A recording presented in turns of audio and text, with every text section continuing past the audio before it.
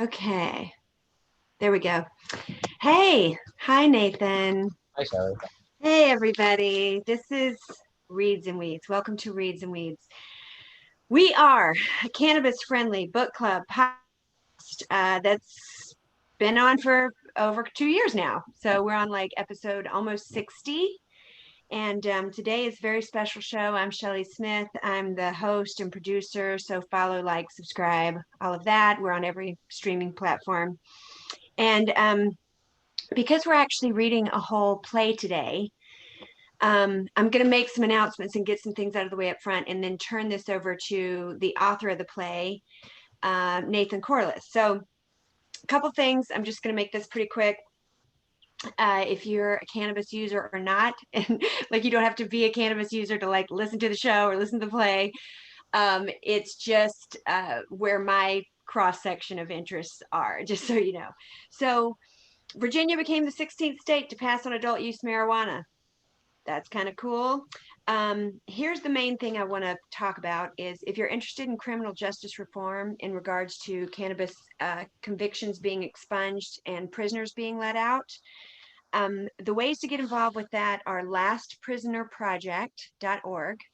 So that's one place you can go and get information about that. If you've seen on the internet, Michael Thompson was just released January 28th after 25 years. Last Prisoner Project and the Cannabis Caucus of the Michigan Democratic Party had a lot to do with sort of pushing that through. So you can actually kind of get to know him if you listen to Jazz Cabbage Cafe this Tuesday. So that's Michael Thompson. We're also working on getting Rudy Gamo, um, who has been in jail for running a completely legal dispensary for a while now, and his son was just diagnosed with cancer. And Jason Szymanski, who is on cannabis charges too. So, real quick, if you want to message me on Reads and Weeds and find out how you can get involved in that sort of social action, then please let me know. Uh, Another thing I want to say up front is I know Nathan from the improv community in Southeast Michigan, and we met through a improv group that I was running at Ann Arbor Civic Theater, and we've been friends. He's been on a lot of these shows, these Reads and Weeds shows. We've done readings. It's been really fun. But one of our home clubs was Pointless Brewery and Improv, and it was started by Jason and Tori Tomalia. And it's right here in Ann Arbor area, and it was a whole big community of people really loved each other. Tori was a wonderful influence in a lot of our lives, and she passed away this week. And it hit a lot of people really hard, and we just thought we would dedicate this show to her, um, because I really am just so excited about how much she was able to do in her short life, and she inspired a lot of people. So I really want to just dedicate Nathan worked there, and I'm sure this is hitting him hard too. So I'm very excited to introduce Nathan Corliss, who's going to kind of take this from here. He has been on a lot of these shows. We read Hamlet. He's kind of directed the plays that we've read, and back in December he shared this play with us, and we did a first reading and it went really well. So we wanted to see if we could do it with an audience. So thank you if you've tuned in and listening. So I'll hand it off to Nathan Corliss, who's the author of Three Sinners. He'll introduce the way things are going to go. Hello. I am the author of Three Sinners. This is a play that I wrote in about a week while my wife, Robin, was in quarantine because she had COVID. There she is. She's smoking weed. Good. On brand. Okay. I think did I hear an echo again? We're trying to figure out how to not have an echo, but I think no, I think it's good. Okay. I think it's good. So yeah, this play does involve the topic of cancer. My mom had cancer when I was a kid. She died when I was 12, and that's definitely a piece of inspiration for this. It's very strange, and it hits a little bit differently to be thinking about it after what's just happened to Tori. But Same age as her kids. yeah, I was the age that her son now is when my mom died. So yeah, I wrote this play not explicitly to process that part of my life, but because it's a thing that I think about. And there was another big piece of inspiration that hit me that I would like to talk about after the play is over. If we want to do some like questions and answers from, I think people can type questions, right? Like audience on the Facebook lives. So I hope so. Anybody jump on there and yeah, talk to each other. I'm just that's trying to look at all this stuff. yeah. Um, so yeah, I wrote this all at once, kind of. We did the reading, I did some revisions, and everyone who is playing the parts, including Shelley, are friends of mine, people that I've either worked with before or like are live with or are very close friends with, and it's really nice to just be working with people that I care about and love. Um, so yeah, I think that we can start, right? I don't know if there's anything else I wanted to say. Weed makes an appearance in the play, which I wasn't thinking about Reeds and Weeds at the time, but I was just thinking like, yeah, this should be in the play. So that's going to happen, which is cool. Ta-da! And yeah, I would really like to hear comments and questions from audience members and talk at the end. Any actors or audience that doesn't want to stay for that, that's totally fine. But I'll be sticking around a little bit. And that's the last you'll be hearing from me until it's over, because I'm not reading the stage directions. I'm not reading any of these characters. I'm going to Okay. watch. So thank you so much, Kelly, for hosting this. I'm going to turn off my camera. And Shelley, you can turn off your camera. And Oh, okay. And then we'll start and it will work. Okay.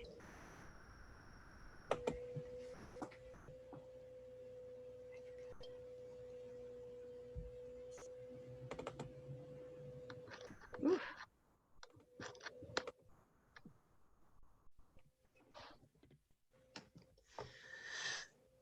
I've been remembering some of your words lately.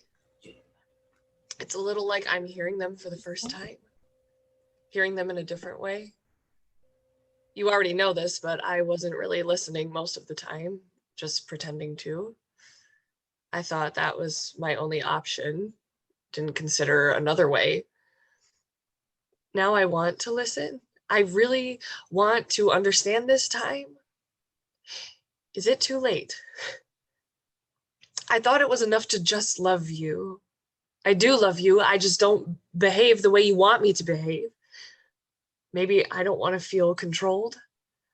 I could say I'm sorry, but you know I'm not.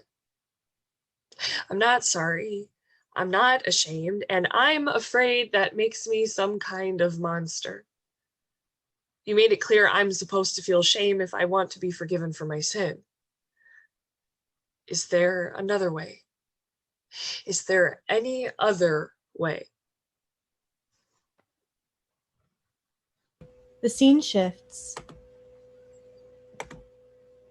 and Sarah is at her mother's house. Her mother, Carol, is pouring herself a cup of coffee in the kitchen. Now the doctor says I need to do twice as much chemo. I don't know if I want to do that, I said, but he insisted I would have the best chance that way. I just don't like what it does to me, you know? Never felt less alive. But I suppose that's getting older, as they say. I think. Mom, I don't think you're supposed to drink coffee. Well, I'm not a Mormon, thank the Lord. I'm kidding. I know. The doctor said I'll get headaches if I drink coffee, but I get headaches if I don't drink coffee. You know, all things being equal, I should get to make my own choice, I think. I think there's a dehydration concern. Well, all I eat is soup, honey. I think I'll be fine on that account. Let me look it up. People these days do too much with those phones. I like to know things. Can I teach you everything you need to know? Oh, I'm kidding. But you know, you can't trust what you read on the internet, as they say, I think. You've learned to figure out what's trustworthy and what's not. Oh, and how'd you get that idea into your head? I don't know, Mom. Exactly. You know, there's only one thing you can be sure about, and that's the word. Mm-hmm. That's where your poor brother went wrong, I think. The day he told me he was listening to what other men said instead of the Lord, I knew what was going to happen. I told him, man is flawed. Only God can save us from that. I don't think it's that. I know. It starts out small. You see, you start to trust in some worldly device or other, and you don't even ask yourself, is this part of God's plan? When you're deceived, and you don't know you're deceived, you see, that's what's so tragic. You think you're just doing what you're supposed to be doing. Oh, Lord, I'm about to cry. You know you have to leave if I start crying. I don't like crying in front of people. But there's one way to know the truth, Sarah, to be certain you know that. Talk to God. That's right. You know what God told me this very morning? I'm listening. He said, Sarah's going to be just fine. I was so grateful to hear that. Thank you, Mom. Oh, don't thank me. You know he loves you. Yeah, I do. So how's it going with you and James? It's fine. He's so much more your type than the last one, you know. Yeah, James and I aren't together, Mom. The last two, David and what was it, Blade? Blake. He was a piece of shit. Sarah. I'm sorry, Mom. Sorry. I don't know why you go with this people for months and then tell me about how terrible they are once you break up. Well, I suppose you get it from me, don't you? I just want you to be okay, honey. I know. Oh, that reminds me. It's almost the end of the month, isn't it? Where'd I checkbook? Over there, I think. Thanks, Oh, Mom. don't feel bad, honey. Who else am I going to spend it on? I have everything I need. And you know you're at the top of that list, Sarah. Thank you. I love you. I love you too. End of scene.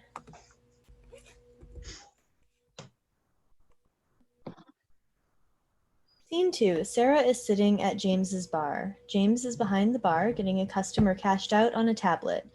There are 3 people sitting at a table nearby who seem to be on a date together.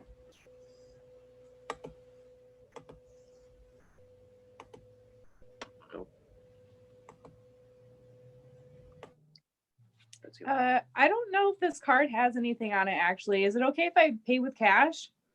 It makes literally no difference on my end. Whatever's best for you. I don't know. This card probably has something on it. I was right. And that's for you. Thank you. Have a good night. It doesn't literally make no difference on your end, does it? I don't know. I feel like there was a double negative in that sentence. What were you trying to say? Shut up. Ouch. The only real difference is if she pays the tip in cash. I don't have to report it to the government. So why didn't you tell her that? I'm serious. She's not going to tip at all if she thinks I'm trying to tell her what to do. Are you getting off now? I'm sorry, what? Are you getting off? Do you want to phrase that differently? I think it's pretty clear I'm talking about getting off of work and not... Okay. Keep it down. What? It's up to the thruple over there whether or not I get off. James, I had no idea you were into that kind of lifestyle. Shut up. What would Jesus think? Okay, that's enough. Oh. Sorry. I guess I'll just shut up. Can you imagine? It's hard enough trying to manage one relationship, right? Plus, they're all living in sin. Oh, so we're doing this now? I didn't actually say shut up. You said shut up 2 seconds ago. No, not literally 2 seconds, not. I obviously don't mean anything I'm saying. I'm sorry if I'm sorry that I did snap at you. I did not need to do that. It was unhelpful. How was that? It was pretty good. You are frustrating. Preaching to the choir, so to speak. Did the throuple leave? Yeah. So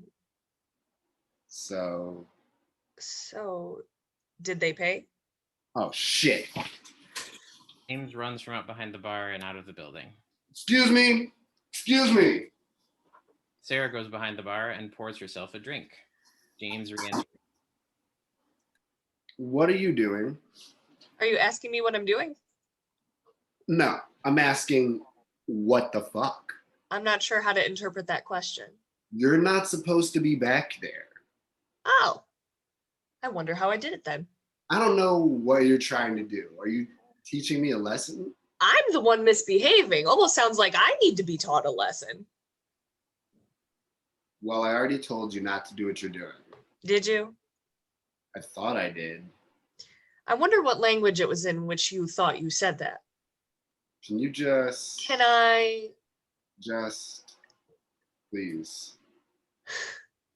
All right. I guess that one's on me. The drink? Oh, no, I've got it. Wait, did they get away without paying? Not... Apparently they did pay like a half hour ago. I must have been distracted. You think they were telling the truth? I assume so. Oh no, we wouldn't want to assume anything, would we? Oh, you're right. When you assume, you make an ass. Yep, they paid. Make an ass. Stop it. You can say shut up, James. Just don't mean it. What are you talking about? You know what I'm talking about. But you're not making any sense. To who? I think it's whom. Jesus. Careful. Jesus Christ. Holy shit. Nothing happened. Oh my God.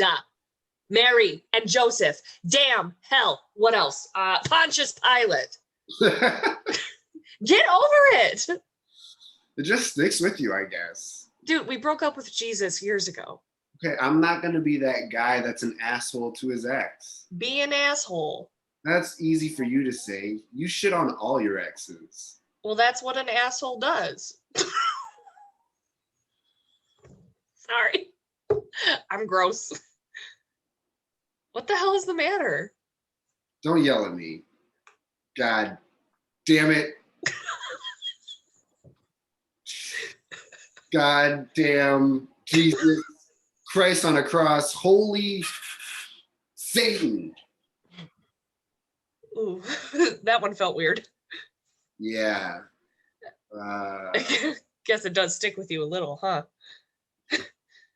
Woof. Hey, how's your mom? Fine. The same. Just talks a lot. She still thinks you're Christian and everything? Yeah. She really seems to. I'm not trying to lie to her, but you do. I just don't see the point in, I don't know. She thinks you are too. She keeps asking me if we're dating. Oh God. Do I have to be your fake boyfriend in front of your mom now? No. I told her the truth about that. I mean, What? what? What were you going to say? She just likes you. I like her too. As far as old white ladies go, I guess. Yeah. It's just, she's pretty far gone, you know. She might say the same thing about you if she knew the truth. Thanks. That makes it easier. It's like, that's the only thing still keeping me from being a real atheist. I sometimes think, God, this is bad. I think when she dies, I'll finally be free of it. Are you sure about that? I'm not saying I want that. You know, she has cancer, and I'm just aware that I'll finally be past all that religious stuff when she's gone. I just think it's probably not that simple, you know? No, it's not.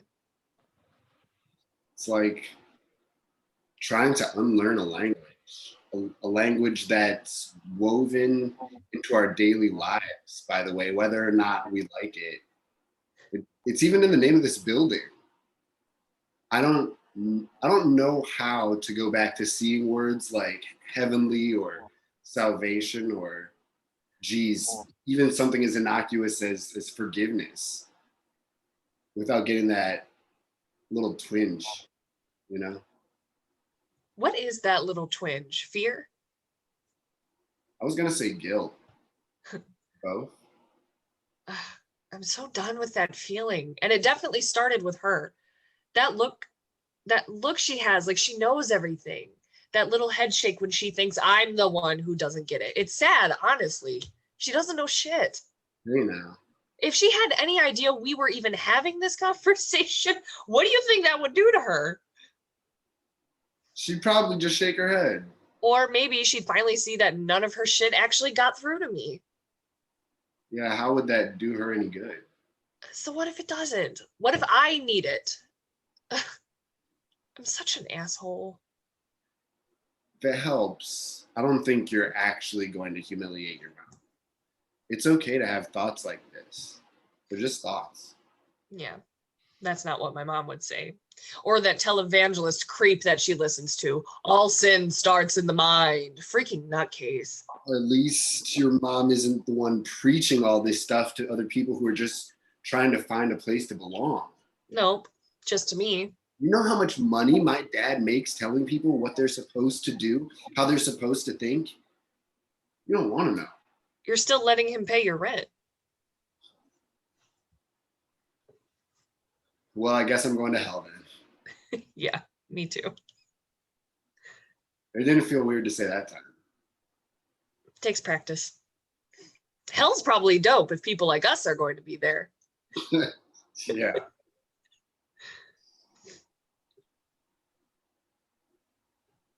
Hey, when are you going to get a job? Are you allowed to hire people? Here? Yeah, here.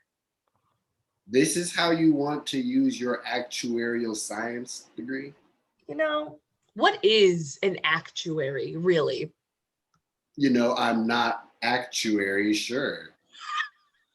I don't think it's actuary a real degree, so I should just work here. I can't hire people. Seriously? You run this place? Actually, Actuary. Howard came by last night and we hung out after closing. You hung out. He talked and I drank. Right. And he talked about retiring again. And this time he actually said the words, I'd have to get somebody to run this place. And that's you. I didn't say anything, but No one else even works here. that's not true. Name them. I want to say Amelie. I want to go behind the bar again.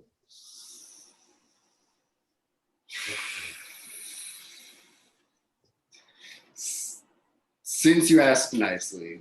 I don't recall asking. No, do. Well, come with me. Show me what you do. Okay. Okay, so this pours the beer. I see you've already mastered that. And this is the thing. Oh, let me show you how the tips work, right? So she paid with a card, which means her tip is going to show up on the total sheet with the tip included. But not cash tips. Nope. How does the cash get recorded? Well, all the transactions get recorded, but you just click cash if it says cash. So there's no proof that you actually got the cash. Not until you count the drawer at the end of the day, and hopefully you find out you did everything you were supposed to do. What are you thinking about? I don't know. That's not possible. I was just thinking about the polycule. The what? Polycule, like molecule. It's a polyamorous thing. So you really are into that. No, I just heard about it. Like I said, I can't handle one relationship, you know. I know. Ow. You said it. I'm just. Oh, yeah, okay. Heard. Shut up. I didn't mean it. Jesus. You are bombing this interview. I figured I could just use our relationship as an interview. Friendship. Do you want to talk about About what? stuff? So precise of you. Do you? Tell me what you're asking. You know. So let's talk about it. You want to go first? No. Stare at each other. End of scene. Scene 3, a cancer support group. Several people sit in a circle of chairs, including Sarah, April, Twyla, Rod, and the facilitator. But as my dad always said, you gotta dominate it. That was the first thing he said to me when I told him, Dad, I got cancer. Rod, you dominate it. That's all. Thank you. And lastly, Sarah. I'm Sarah. I got my diagnosis a couple months ago, right after my mom died. I did my very first chemo treatment 2 days ago. It's just starting to wear off. I felt like shit. Oh, Am I not supposed to say that? let's not. Okay, well, it felt like poop. And not a good kind of poop, just the worst kind of poop. And I absolutely do not want that poop in my life, but sorry, gross. I wish I didn't have to do it again, but doctor's orders, that's all.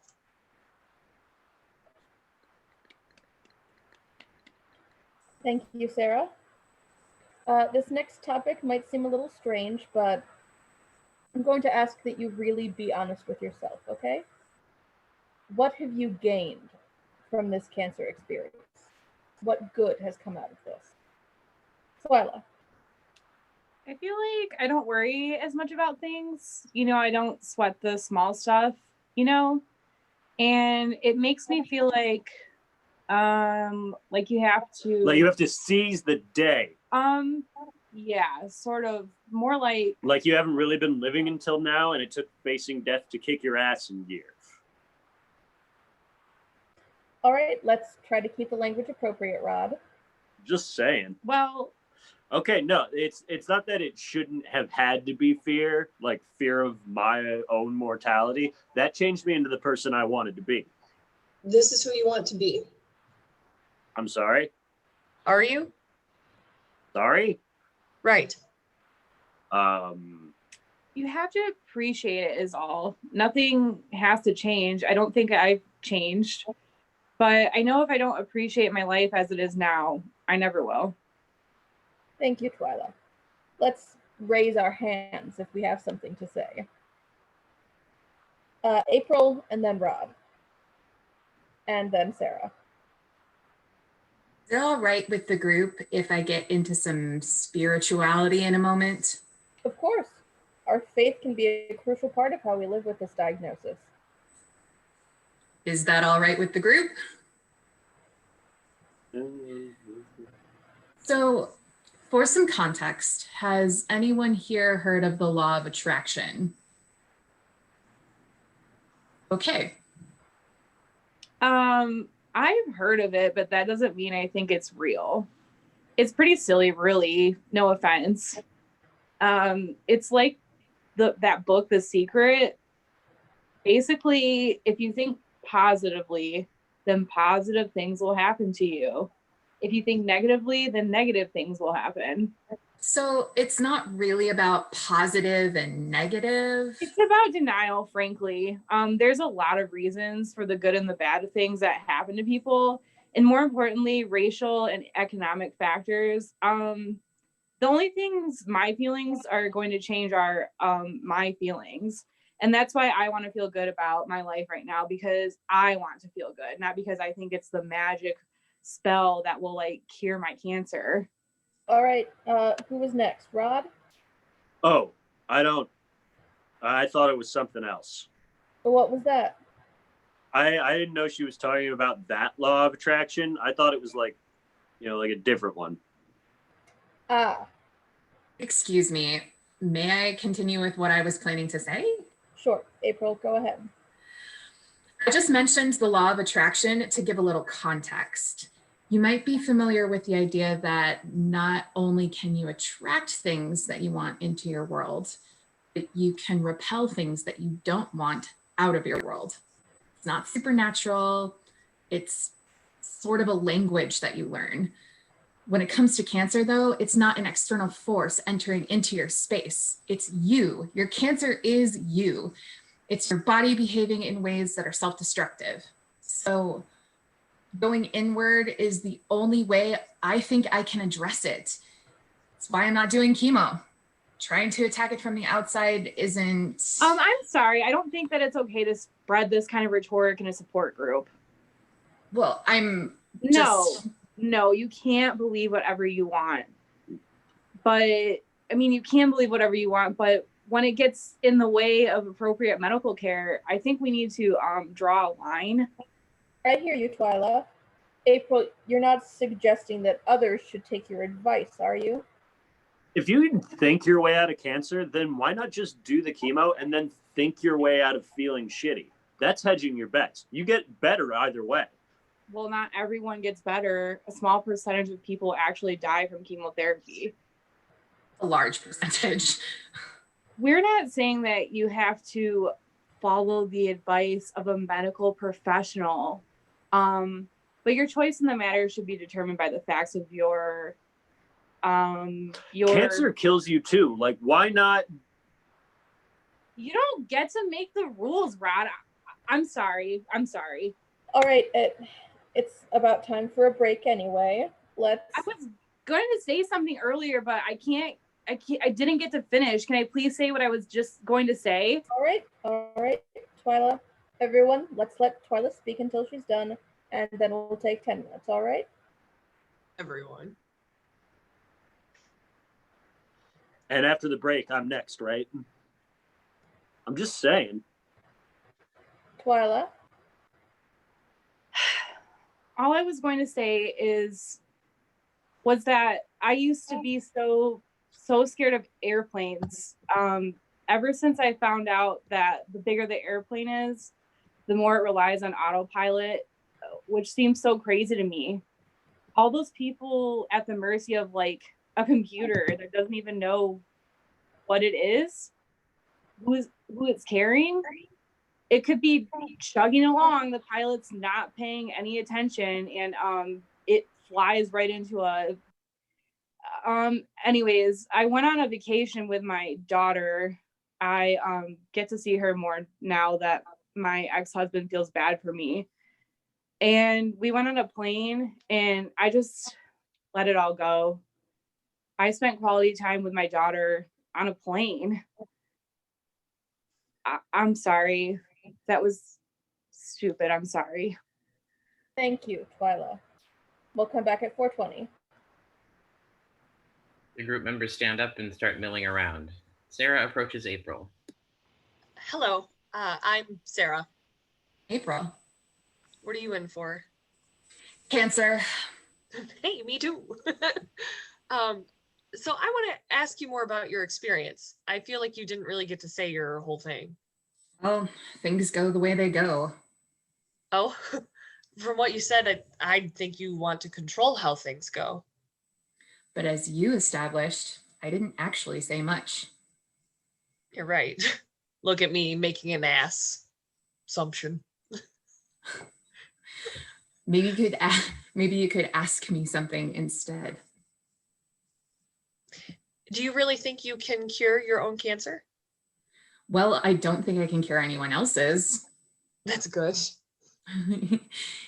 You think you can do it too, if I tell you more about it?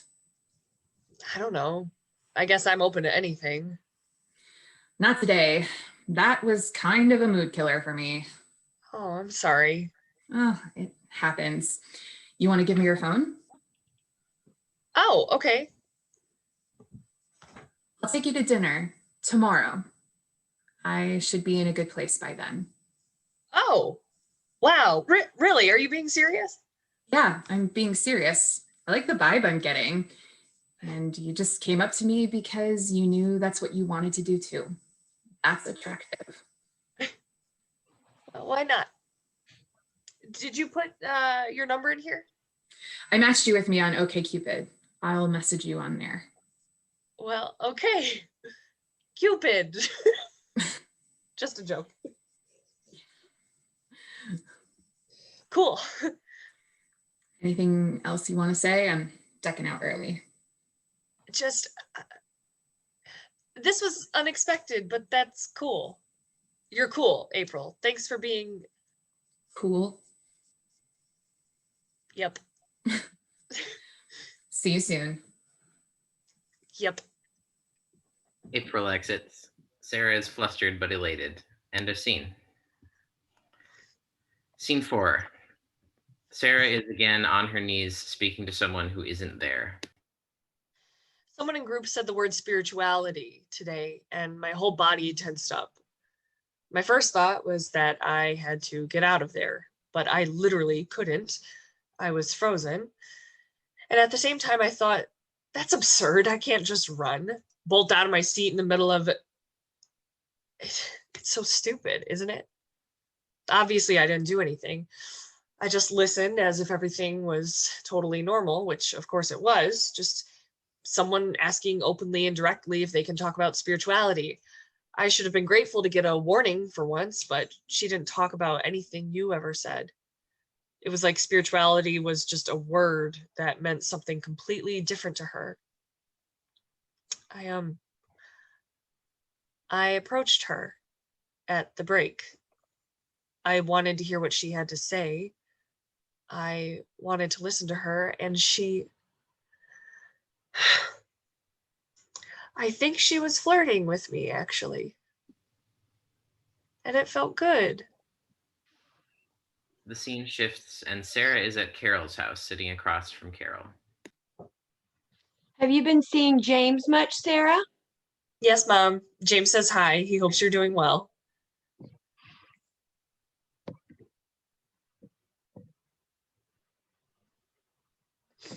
Can you not see me?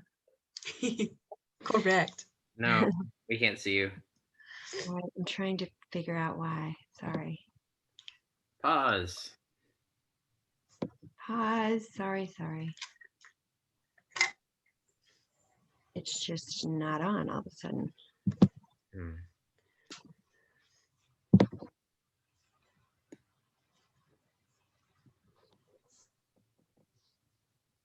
Oh, sorry. Have you been seeing James much, Sarah? Yes, Mom. James says hi. He hopes you're doing well. You know, there might not be too much time left to give me grandkids, honey. If this cancer doesn't get me, something will. We're just friends, Mom. I wouldn't want you to get your hopes up. Oh, I know true love when I see it. You just keep waiting and he'll come to you. And you know I have no problem with you marrying outside your race or anything like that. James is a very civilized young man, educated, good manners, and a Christian, by God. You sure don't see enough Christian young men these days. But the blacks, you know, there's more of them, I think. More Christian blacks, I mean. There's still more of us than them in the country, Lord. I'm kidding, honey. But you know, they shouldn't call them minorities anymore. They outnumber us 2-1 these days, I think. I'm not saying that's a problem. I just don't think use the word minorities the way they do these days. But that James is a good one. You know that. You just need to keep waiting for him to come around, all right? He'll come. I know he'll come. Mom, did you take all your medicine this morning? Well, so let me look at my little pill counter. No, Mom, let me get it for you. You sit down, young lady. I can still stand up on my own, thank the Lord. Carol gets up and slowly walks to the kitchen. I tell you, if this cancer doesn't get me, something will soon. You know I always wanted grandkids. That brother of yours certainly isn't going to give them to me. Bobby does have kids, Mom, remember? And he's a doctor, doing really well. Have you been talking to your brother, Sarah? No, Mom, not really. We're friends on Facebook. Facebook. Oh, Lord. Yep. I took all my pills. It's not about the grandkids. You know that, honey. I know. He gave up the faith. He gave up on us. Did he? Well, you know he did. It's probably all over that Facebook of his after all. Honor thy father and thy mother. That's the 4th commandment, I think, or the 3rd, I think. Well, you don't need to honor your father, dear, at any rate, I think. Or, I don't know how I ever got so deceived by a sinner like your father. Doesn't the Bible also say that we should forgive all the sinners? Where'd you hear that? The Bible? I don't know about all that, honey. The preacher on TV just said this morning, the Bible tells children to obey their parents. Now, I never asked all that much of you because I know people can abuse that kind of power, All I ask is that you stay true to God, stay true to your mother, and give me grandkids. I'm kidding. I was given an idea this morning regarding James' father. I was watching the man on TV, and God told me James' father should make a television program just like that. Well-spoken, upstanding black men on the television, spreading the word. It would do wonderful things for them, I think. James' parents are still married? Yes. Yes. Good. After your father did what he did, I still wasn't going to kick him out, even though I had every right to. That was his choice to leave, Was it Bobby's choice to leave? I told you both, didn't I? Control yourself. Right after your father left us, I said, let this be a lesson that you're going to be tempted just like your father was. And you see what happens when you don't control yourself, I said. I think you really listened when I said that. I think you really did. Bobby didn't listen to me. And I knew it even then. I always knew what's going to happen. And I try to tell you, I know what's going to happen. I see it happening. I try to tell you. I'm sorry, Sarah. It's okay, Mom. I hear you. Sarah, what's wrong? Why you look like that? What do you mean? Why do you look like that? Mom, are you feeling okay? Here, let's take it easy on the coffee right now. Sarah, what's wrong? What are you going to do, Sarah? I don't know what you're thinking. It's okay, Mom. It's okay. You need to tell me what I need to do. You need to leave right now. Okay. I just want to make sure you're okay. I'm just fine. Now, leave me alone. I said I want to be alone. Okay. That's okay, Mom. I hear you. Sarah gets her things and walks to the door. Oh, I'm so sorry, honey. Me too. Sarah exits. Carol cries. End of scene. Scene 5. April and Sarah are having dinner at a nice restaurant. What is actuarial science? The science of uncertainty. Ooh, say more. People want to assume life is going to follow a predictable path, but obviously things happen unpredictably that fuck everything up. Obviously. like cancer, right? As an actuary, you try to take that uncertainty and make it as certain as you can with math and probability and all sorts of shit, so that everybody else can get on with their business as usual and not worry about all the uncertainty in the universe. And you like doing that? I have an actuary done it, actually. Do you like being a botanist? I do. You're not going to say more, are you? I wasn't planning to, but anything can happen, right? This is really nice. It feels like...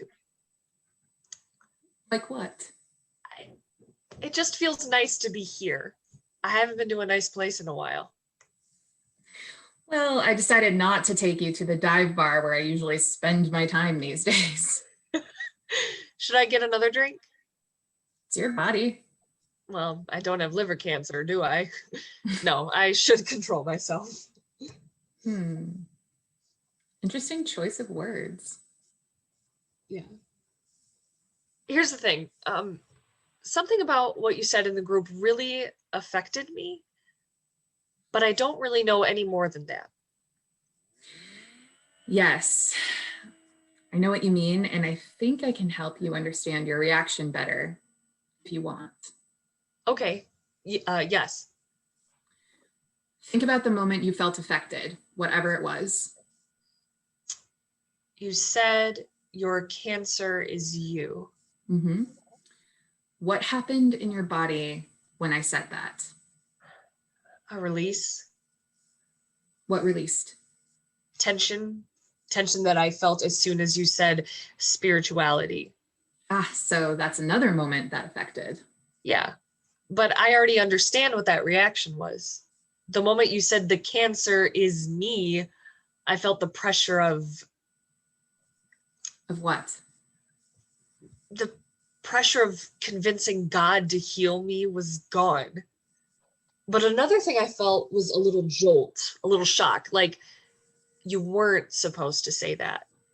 You're not supposed to say you can heal your own cancer, because what about all the people that don't? They just didn't try hard enough? I wouldn't say that. But didn't you, kind of? I just shared my own experience.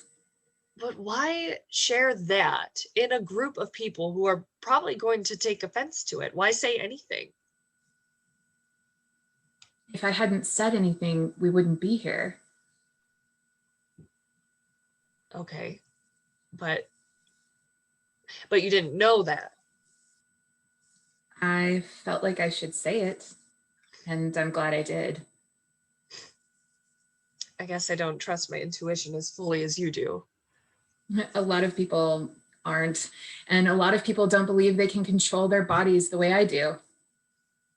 I'm sorry, but can you be more explicit about what exactly you do to control your body? No. Oh. It's not that I don't want to, but it's an entire language that I only speak with myself. And even if you tried to learn it, it's not going to be the language you speak with yourself. All I can say is that if you want to speak to your body, you start by listening to it. Trust that everything you feel means something. When you think you're getting an idea of the language of your body, start talking back. It sounds like you think of myself and my body as two separate things. It's a relationship. You know how relationships work. Does anybody?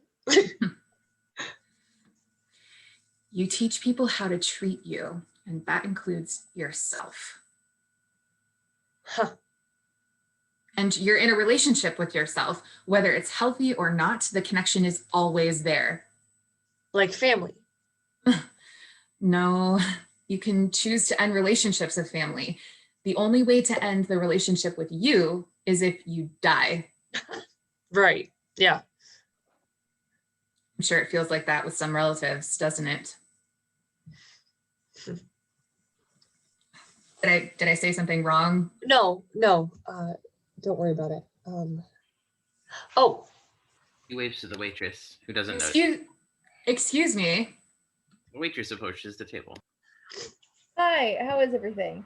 Oh, great. Could I get another glass of the same, please? Thank you. Of course. Thank you. And are you all right? I'm great. In the bill, please.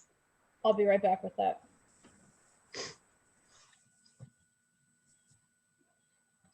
Are you close with your parents? Well, I was never close with my father. They got divorced. I wasn't able to see him much, and Let's not talk about it. You don't want to, okay. right? Sorry. I'm right that you don't want to talk about it. Okay.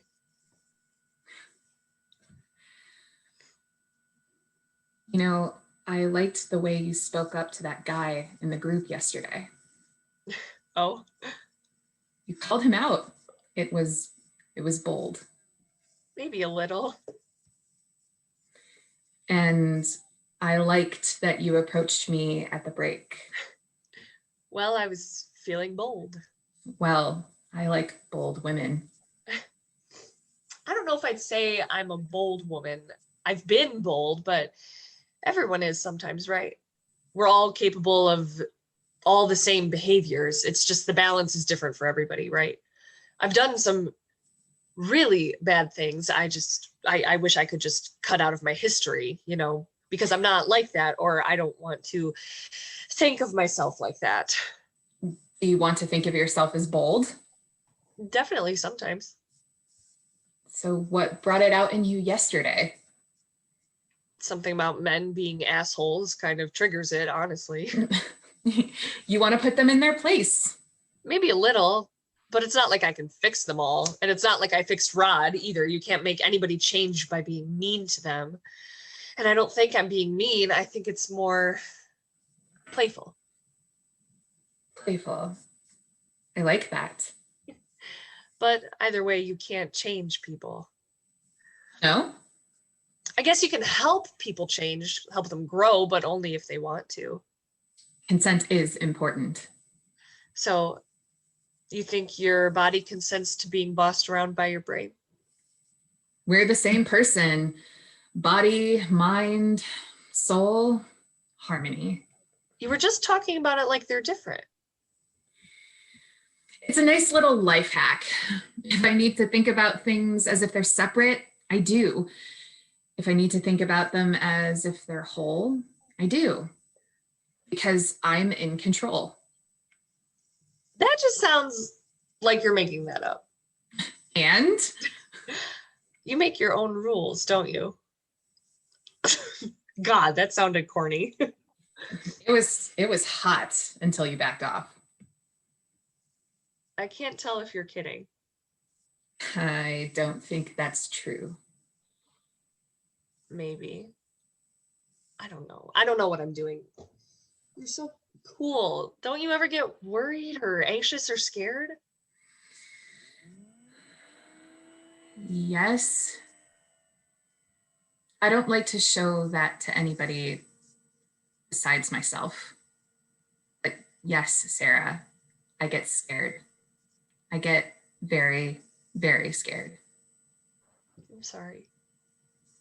April touches her hand. Don't be. The waitress approaches with a glass of wine and sets it on the table along with the bill, then leaves. You want to see me again? Sure. Yes. You want to see my place? Okay. Good. Soon. But for now, I think I need to go back to my lair to spend the night alone. I guess I'll have to drink this wine all by myself. There she is. Who? You know who. End of scene. Scene 6. The brewing area of the bar. James and Sarah are looking into a keg of beer that is brewing. What's the next step? The next step is we wait. The yeast metabolizes the grain. We're not part of that process. When you say it metabolizes, It essentially eats the grain and poops out alcohol. Like how honey is bee poop. Beer is yeast poop. Delicious, delicious poop. Wow. Sarah looks into the keg. James types on his phone. Huh. They don't even know. They don't know. They're just doing what they think is right, and we're going to get all the benefits. Blissfully ignorant yeast, like a hamster in a wheel powering a computer. Sarah looks at James. James tries to hide the fact that he is typing on his phone. What? Like a hamster powering a computer. You know what I'm talking about. I do. Yes. Come on, don't be like that. Okay, whatever. What were you doing on your phone there, buddy? Nothing. You know, it kind of pisses me off when you pretend that I'm not making sense to you, because you know I do. But you don't play along because what? You don't want to look silly? There's nobody to look silly in front of. I'm just making sure we're on the same page. You can just assume we are. No. When you assume, you make an ass. So make an ass. You're acting so careful. It's not real. You're making it look like you're oh so considerate and oh so precise, and you couldn't possibly assume you know what somebody wants until they say it the way people are supposed to say it. Why are you yelling at me? You know why I'm yelling at you. That's my fucking point. You're the one who's always getting on my case about being literal all the time. Because we're playing, and I'm making fun of you. Can you please stop yelling at me? Make me. I'm not gonna make you. I'd like to see you try. Nobody can make anybody do anything. Uh-huh. I said I'd like to see you try. Can we just... What? You don't have to. What? Finish your own sentences. You can't always expect me to finish them for you. I don't expect you to. Sarah. God damn it. I really thought you were going to finish that one. What are we doing? You tell me. What are you doing? I already told you. Well, I didn't catch it. Okay. I'm just going to try again. Sarah grabs onto the keg of beer. If I throw this all over the floor right now, what will happen? You're not going to do that. I didn't ask you that. I don't understand what you're asking me. Try. If you threw the wort all over the floor, then the batch would be ruined. I'd have to start over. And I wouldn't like that. It would make me less interested in trying to understand you because of how mad I'd be. What would the yeast do? The yeast would keep metabolizing the sugar as long as it could. It wouldn't know that it was on the floor. It wouldn't know. It wouldn't know that it had become utterly useless to me because it doesn't care about me. It's just doing what it's supposed to do, what it's programmed to do. Sarah lets go of the keg and walks up to James. She gets very close. Am I making you uncomfortable? Yes. Because I'm so close. I don't know. Try. He turns and walks away from her. Sarah walks back to the keg. Sarah, Yes. what do you want? Why did you hide your phone earlier? I met a girl on OkCupid. I didn't feel like telling you about it yet. Why not? Because it's new. There might be nothing. I don't want to You don't want to what? make you. Sarah is furiously waiting for him to keep talking. Suddenly, Sarah tips the keg forward, but holds onto it. Don't. You want me to leave? I should. Sarah puts the keg upright and lets go of it. That is the stupidest thing you could have possibly said, isn't it? Try again. I'm uncomfortable. And I'm confused. how can I help? Put all this into words that I can understand. Words that you can understand? Words that I'm used to. You're sounding stupid again. Stop calling me stupid. Okay, what word would you choose? Boring. I'm sounding boring again. So you agree? Yes, I'm boring. When? When? When are you boring? When I'm doing things that I already understand. When I'm doing things that I'm supposed to. Doing things just because I'm supposed to. Like you asking you to be more precise. As if it's better to be more precise, as if I can't understand what you're saying unless you're saying it normally or predictably or boringly, pretending I don't know what you mean when I know what you mean and I know what you want and you want. Sarah walks closer to him. Finish. But what if you don't? I do. Why are you making me say it? I'm not making you do anything. Why can't you say it? I've been trying to say it. You're pretending not to hear it. So why don't you do something? You do something.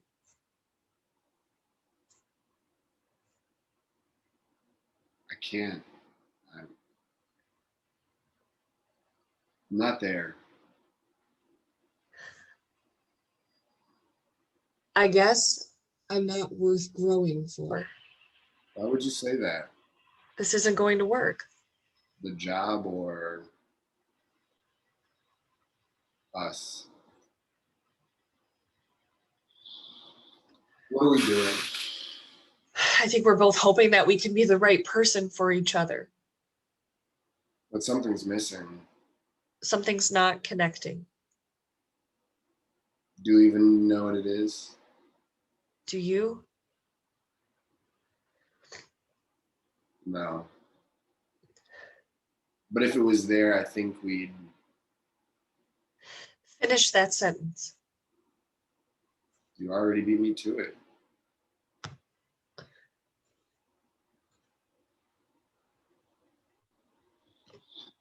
I don't want to lose you as a friend. Do you think that's going to happen? I don't know what's going to happen. I'd like to make sure it doesn't. Let's just wait for the yeast. Give us some time to think.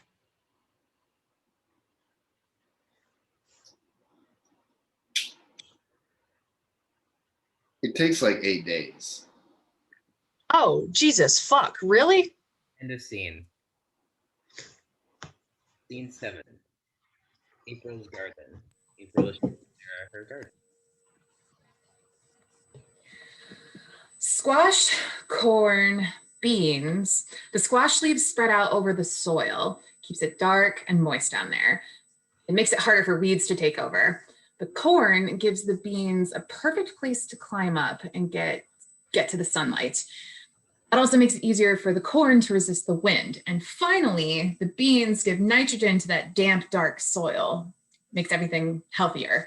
If I had just one of these in my garden, it could probably take care of itself. 2 of them working together makes everything easier, and all 3 makes the garden harmonious. Where did you learn all that? The Native Americans, they understood how everything in nature was already in balance. Figured out how to manipulate that balance to get what they wanted, and nature couldn't tell the difference. They knew how to control something without breaking it. They did it for thousands of years, until white people came over here and saw how great the land was, thanks to the natives, and then... They're beautiful. They're called the 3... well, they're normally called the 3 sisters. It's not what you call them? I call them my 3 sinners. Why? Well, they're supporting each other, and understanding the natural world is a big part of Satanism. Sorry. Uh-huh. Satanism. Did I not mention I was a Satanist? Okay, I honestly don't know if you're kidding right now. I'm not kidding. I'm a Satanist. I still truly don't know if you're kidding. Okay. I kind of wonder how many times I need to say it. Why would you be a Satanist? Well, there are a lot of reasons. Not being Christian is one. Oh my God, I still can't tell if you're kidding. Can I say, oh my God? It's fine. You don't know much about Satanism. It's not actually about, worshiping Satan. I don't believe in Satan or God or anything like that. I believe in the world around me because it's here. I see how it works. I see how it survives and grows and balances, and I apply that to my own life. My church is very pagan and a little more loose and free form than some other satanic churches, but it is Satanism.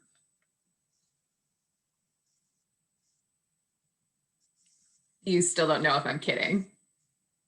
I'm just going to look it up. No, don't. First, I want you to ask yourself why you're feeling what you're feeling. I guess I just can't wrap my head around. You don't have to tell me. I want you to tell yourself. Yeah, of course. Of course. You're not some kind of monster. You just identify in a way that I don't know about yet. And you're sharing your spiritual identity with me. I'm open to listening. Do you have any questions? You said you don't believe in God. No, I do believe in magic, though.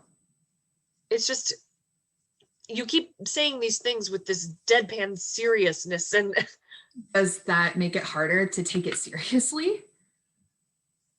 somehow, yes. What is magic to a Satanist? Well, most churches look at the world in a purely scientific way. Like I said, my church is a little more pagan than most. That's what I like about it. What do you mean when you say you believe in magic? Magic is just when you use the mechanisms of the world, the systems and functions that already exist. You use them to get what you want. That doesn't sound like magic, though. And you don't need to call it that, but it's right here. It's a magic garden. Gardening is magic. The plants are growing because I want them to. Even though most of the work is being done by the plants, I take their natural processes and put them in my garden. I make sure they get sun and water. I remove weeds. I introduce the three sinners to each other. I'm just manipulating them. Phrasing it like that makes it sound evil. Ooh, like Satan. Yeah. Hey. Hey. Do you want some weed? I've got cancer. You think I'm gonna say no?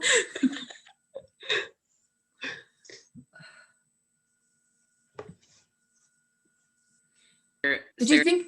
Sorry, Sarah takes a baggie of marijuana and a pipe from her purse and begins to pack the book. Did you think of this because I said weeds a second ago? I don't know. I don't think so. Maybe I manipulated you and you didn't even know it. Don't put ideas in my head. Isn't that called communicating? Sarah pulls the pipe to April and gets out a lighter. April puts the pipe in her mouth. No. Communicating is when one person talks at another person for an hour and the other person nods and says, okay. What? Don't listen to me. I'm already high. I had an edible after dinner. You're a pro, huh? Not really. I just started a couple months ago, right before I got the cancer diagnosis. Before the diagnosis. Did you wait until your symptoms got bad to see a doctor? No, I didn't have any symptoms. None whatsoever. I started smoking weed because my mom just died. She died of cancer, actually, and then right after that, I decided to get checked out just out of paranoia, I guess. Must have been all that weed. No, it was like, I had this stupid idea that I'd be free from her when she was gone, you know? But it's just the opposite. It's like I can feel her watching me all the time, like she isn't letting go. But I guess it's really me who won't let go because it's not like she can do anything now. Anyway, I had this horrible, indescribable feeling after she died, and it felt like there was something in my being that did not belong there at all. Part of me thought it was my mother's ghost, but something my mom's doctor said, her oncologist said something to me when she died, and it kind of stuck with me somehow. I don't even know what it was, but I started to wonder if I was going to get it too. Cancer is genetic, you know, and so I asked her oncologist to check me for anything, and it turns out, yeah. I also keep having this feeling when I still have this habit sort of praying a lot more recently. I don't know. Maybe I'll save it for now. You'll probably hear about it in the support group. I'm not going back. No? Nope. Why not? Tried it. It's not for me. Oh. Still glad I tried it though.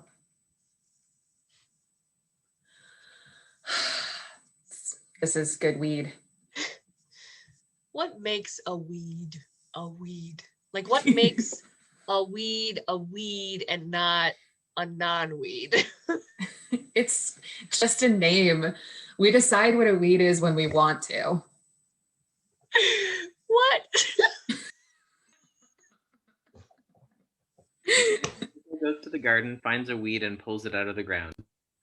This is a weed because I don't want it in my garden. So it's just made up. And why don't you want it in your garden? Because I'm trying to grow other things. But is the weed like bad? This, I believe is garlic mustard. He crushes a leaf and smells it. Yeah, see? He holds the leaf up to Sarah. And by see, I mean smell. Oh. Smells like garlic. Yeah. They use this in pesto, salad dressing. If it was growing somewhere else, it might do a lot of good, but my Native American sinners live here. I don't want these colonists creeping in, taking their land, and giving them smallpox. That's a joke. The smallpox, yes. There's no place for them in my garden, but that doesn't mean they're bad. They're just not what I want, and that makes them weeds. Did they decide to call it weed because they didn't want us to smoke it? I don't know. They didn't want Black people to smoke it. They didn't want Black people at all. Black people are just weeds to them. That's so fucked up. I dated a Black guy. No, I didn't. I mean, we totally dated. We just never said it out loud, but then we broke up. How do you break up when you're not dating? Well, we did, but we were still friends, but then we really broke up because I tried to talk to him like a real person and he just... Sorry, did you finish your sentence? You know, we drifted apart. Nobody's fault. Huh. I have issues with relationships. I know. He was my best friend, and I haven't even told him about my cancer. Isn't that fucked up? I'm trying to open up to you here. I didn't ask you to open up. April, Jesus, rude. Some people would consider it rude to talk about your troubles without being sure others want to hear them. Who? Rude people? Satanists. Never mind then. You could ask. No, you've made yourself clear. Sarah. What? You could ask. So you can say no? Why? Is that scary? It's not scary. Yes, it is. But keep in mind that you already know I like you, Sarah. April, do you want to hear about my relationship problems? Let me think about it. Yes, go right ahead. Thank you for asking. Okay. Now I don't know what to say. That's okay too. I feel like, I don't want to put this on you, but I feel like you know what you want in a relationship. And that's really inspiring. I don't think I've ever known what I want out of any relationship. What do you think I want? I don't know. But it seems like you do. Well, my dream is to have a triad, but I don't try to make that happen anymore. It just never went well. Is a triad like a threesome? It's a relationship. Like a polycule. That's right. But you're not saying you need that to be happy. No, just that I've always wanted it. You can talk now. Okay, here we go. Should I start with my mother, my brother, or the guy I didn't date? Mother. I was afraid you'd say that. Let's do mother last. Okay. Brother first. Boyfriend it is. Not a boyfriend though. Right. His name's James. James? Yeah. Oh. He runs he doesn't own it, but he basically runs this little brewery downtown called the Heavenly Hop. Oh. End of scene. Scene 8. James is sitting on April's couch. He is nervous. April walks in and hands him a bottle of beer, then sits on the couch with him. Thanks. Pleasure. This is a nice place. So you like what you see? Um, You can tell me how you feel. I don't meet people on dating apps just to pretend we don't know our intentions. Oh? What are your intentions? I like to experience chemistry and biology. Science nerd in high school, huh? I was a goth burnout in high school, almost a dropout. What were you like in high school? Pretty fucking stupid. Oh my God, this is my favorite Michigan microbrewery. My cherry chocolate stout is essentially me trying to make this exact beer. I love it. Thank you. My pleasure. Setting the bar high for romantic gestures. Pressure's on. I don't have any expectations of you, James. Is that a compliment? It's not about you at all. It's just where I'm coming from. Well, come on. Everybody has expectations. Oh, tell me more about me. I didn't mean it that way. I just think when you enter any situation, you always have some kind of hope for how it will turn out. Maybe that's different from an expectation, but... There's absolutely a difference between hope and expectation. There's also a difference between hope and want. There are always things I want. Doesn't mean I have hopes, certainly not expectations. I can see how there's a difference, yeah. Hope seems like the most harmless option. Most harmless, sure. Not the most effective. What do you do when you want something? Try to get it. Make it happen. But what if someone else doesn't want it to happen? Then you learn something. Huh. You don't like that? No, if I'm being honest. Interesting. Let's say, hypothetically, I want to kiss you. I could just go for it right now and maybe I'd learn something, but I'd also push you away, which I don't want. You're not going to do that. Because I'm thinking about more than what I want. It's also not the right time, and you know that. I try very hard to think about things from different angles.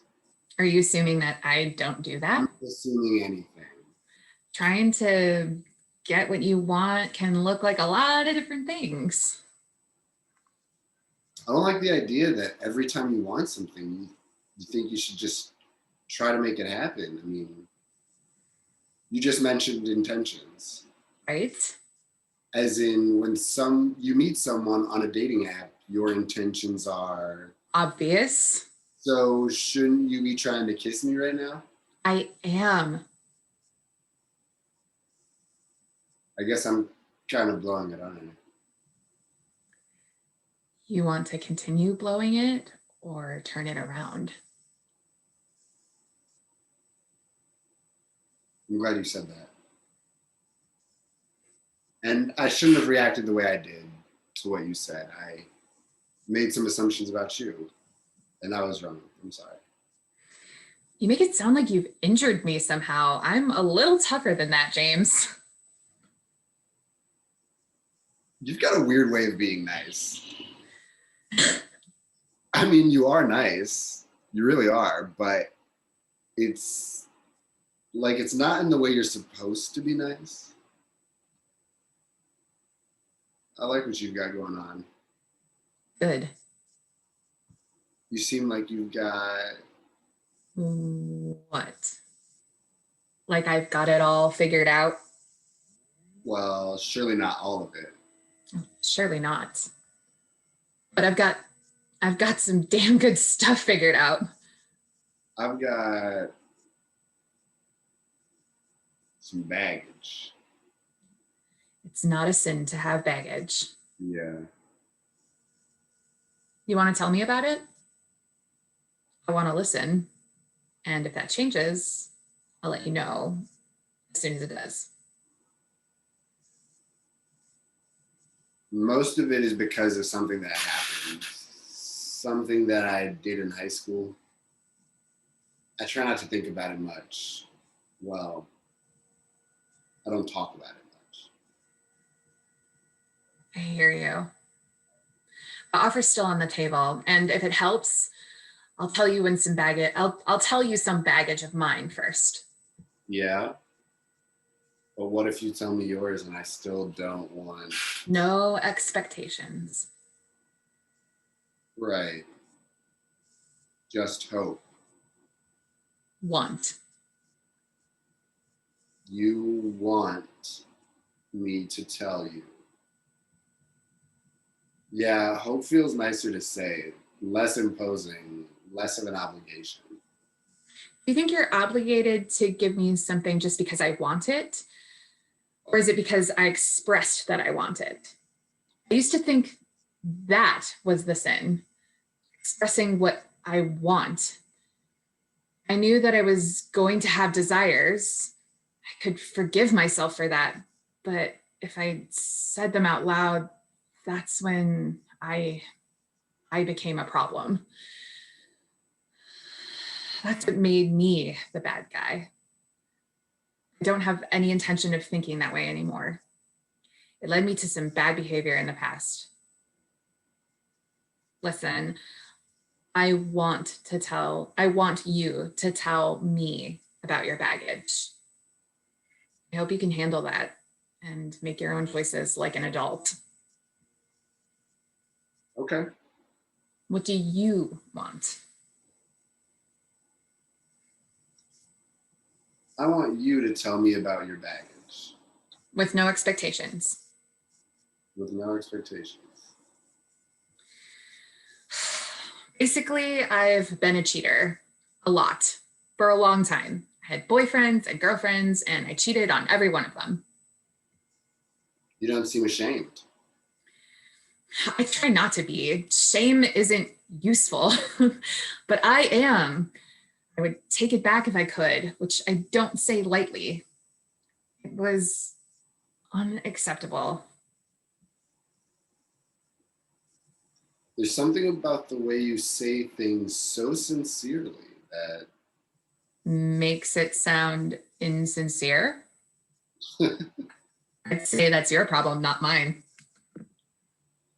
you are so interesting. Are you going to kiss me yet? Not yet. You ready to talk about your baggage? Not yet.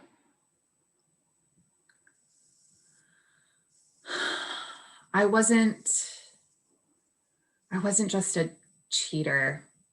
I was a liar.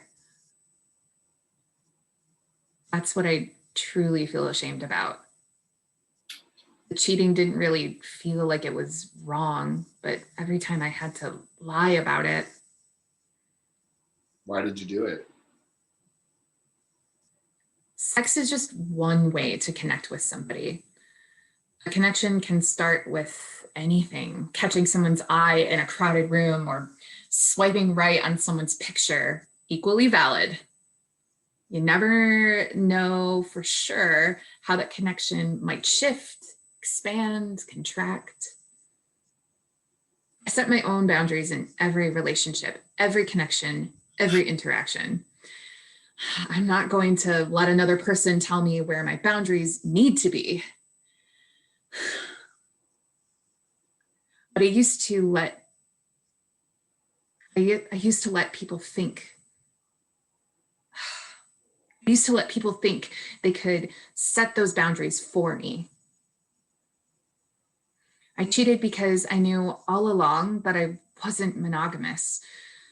I lied because I thought I was supposed to be. I didn't think there was another option. I don't do that anymore. Don't cheat or don't lie. I don't lie.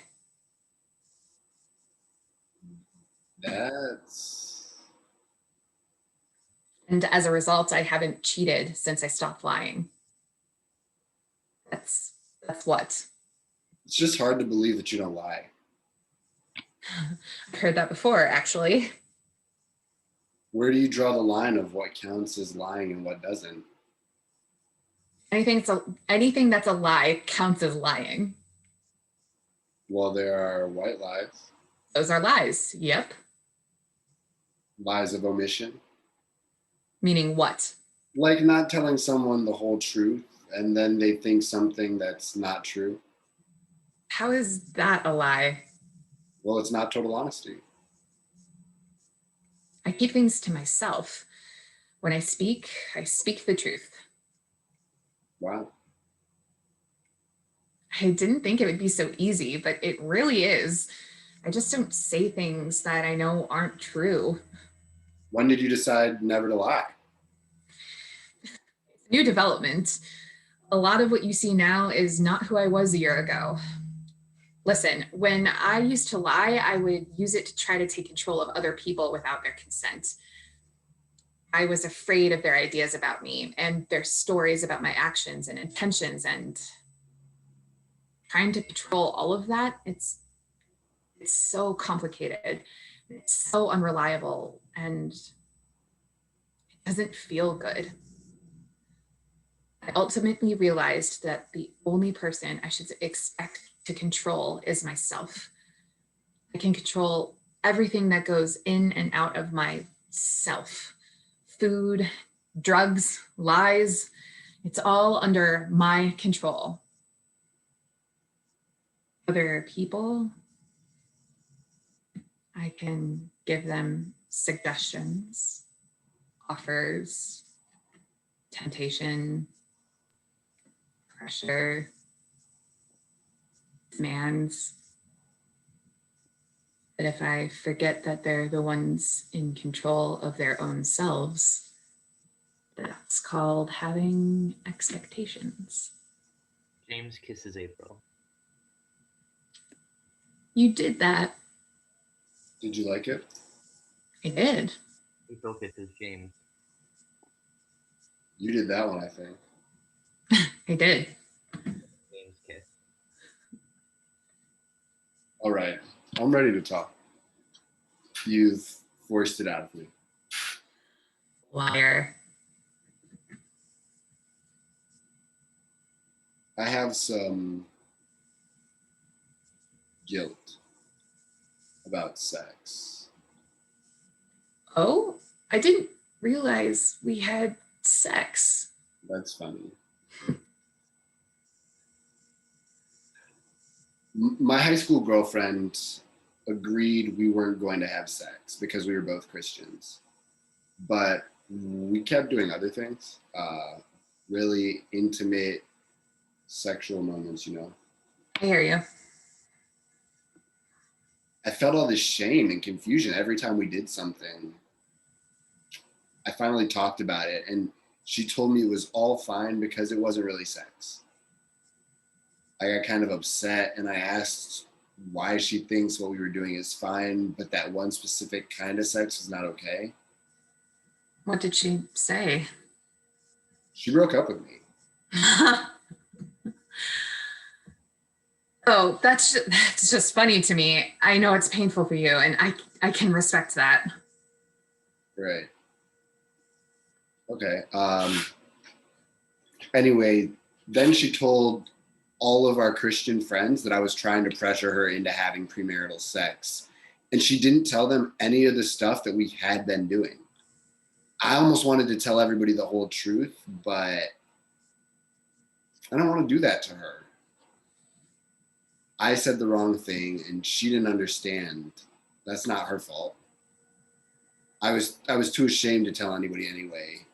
After that, everyone thought of me as like a bad Christian. I guess I always kind of was. Are you now? Well, I'm not really a Christian anymore. Not really? I'm not. I feel like it's following me around. You don't have to let it in. It's not that easy. Didn't say it was easy, but it's possible. I haven't kissed anybody in a long time. I mean, I've kissed people, but I don't initiate. Now, I have this friend with benefits. Don't worry, there are no benefits at the present time. I wouldn't be worried if there were. Not monogamous. Right. I just hope we can all talk to each other about what the deal is. There's no deal. We're not really hanging out or speaking right now. Oh. We had a big fight. What was it about? Yeast, I think. No. It was about, I wasn't telling her the whole truth, and I wasn't listening to what she was trying to tell me. Do you always blame yourself for how people react to you? Do you always psychoanalyze guys on first dates? Girls too. Right. I wasn't expecting to get this deep into stuff. I wasn't expecting it either. Is it okay? I'm into it. Do you want to hear about the girl? Not really, but I'm willing to listen if you'd like to talk about her. Maybe another time. If you want. But let's keep getting into the deep stuff. It feels good. Even if it's uncomfortable? I'll tell you if I want to stop. Good. I'm just wondering if you usually blame yourself for stuff like this. Like what? Like this, the thing you just did when you told me both of those stories just now. You can only control yourself, right? What's the point in blaming other people? There's nothing controlling about telling someone they're wrong. People could take it as controlling. Okay. April, do you care what other people think of you? Yes. But if you're asking if I worry about what people think of me, I think you know the answer to that. So you never adjust your behavior for the sake of making other people comfortable? Of course I do, but I don't do it out of fear. Not anymore. But you still do it. What I do doesn't matter nearly as much as why and how I do it. What? Of course it matters what you do. Did it matter that you and your girlfriend didn't actually have sex? I guess not. Not unless God was watching. If there is no God, should you judge yourself for the things you do? Should you judge yourself for your intentions? People judge me on my actions. Can you control that? I can control my actions. Do you want to? Sometimes. People have been hurt by the things I did, not the intentions I had. I don't want to hurt people. Good. So my intentions don't matter. You just said you don't intend to hurt people. That matters. But intentions don't always come out the right way. You have to get better. You should always be trying to. Trying to grow. Yes. You have a responsibility to become a better and better person. That's what we're here to do. But growth happens from the inside, not the outside. You should be focused on nurturing your intentions, not your actions. Rest will come in time. But what about in the meantime? It's okay if people get hurt because of our actions as long as you're nurturing your intentions? Yes.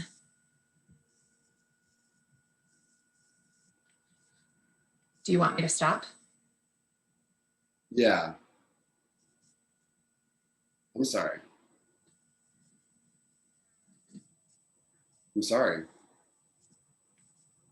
Why? I just am.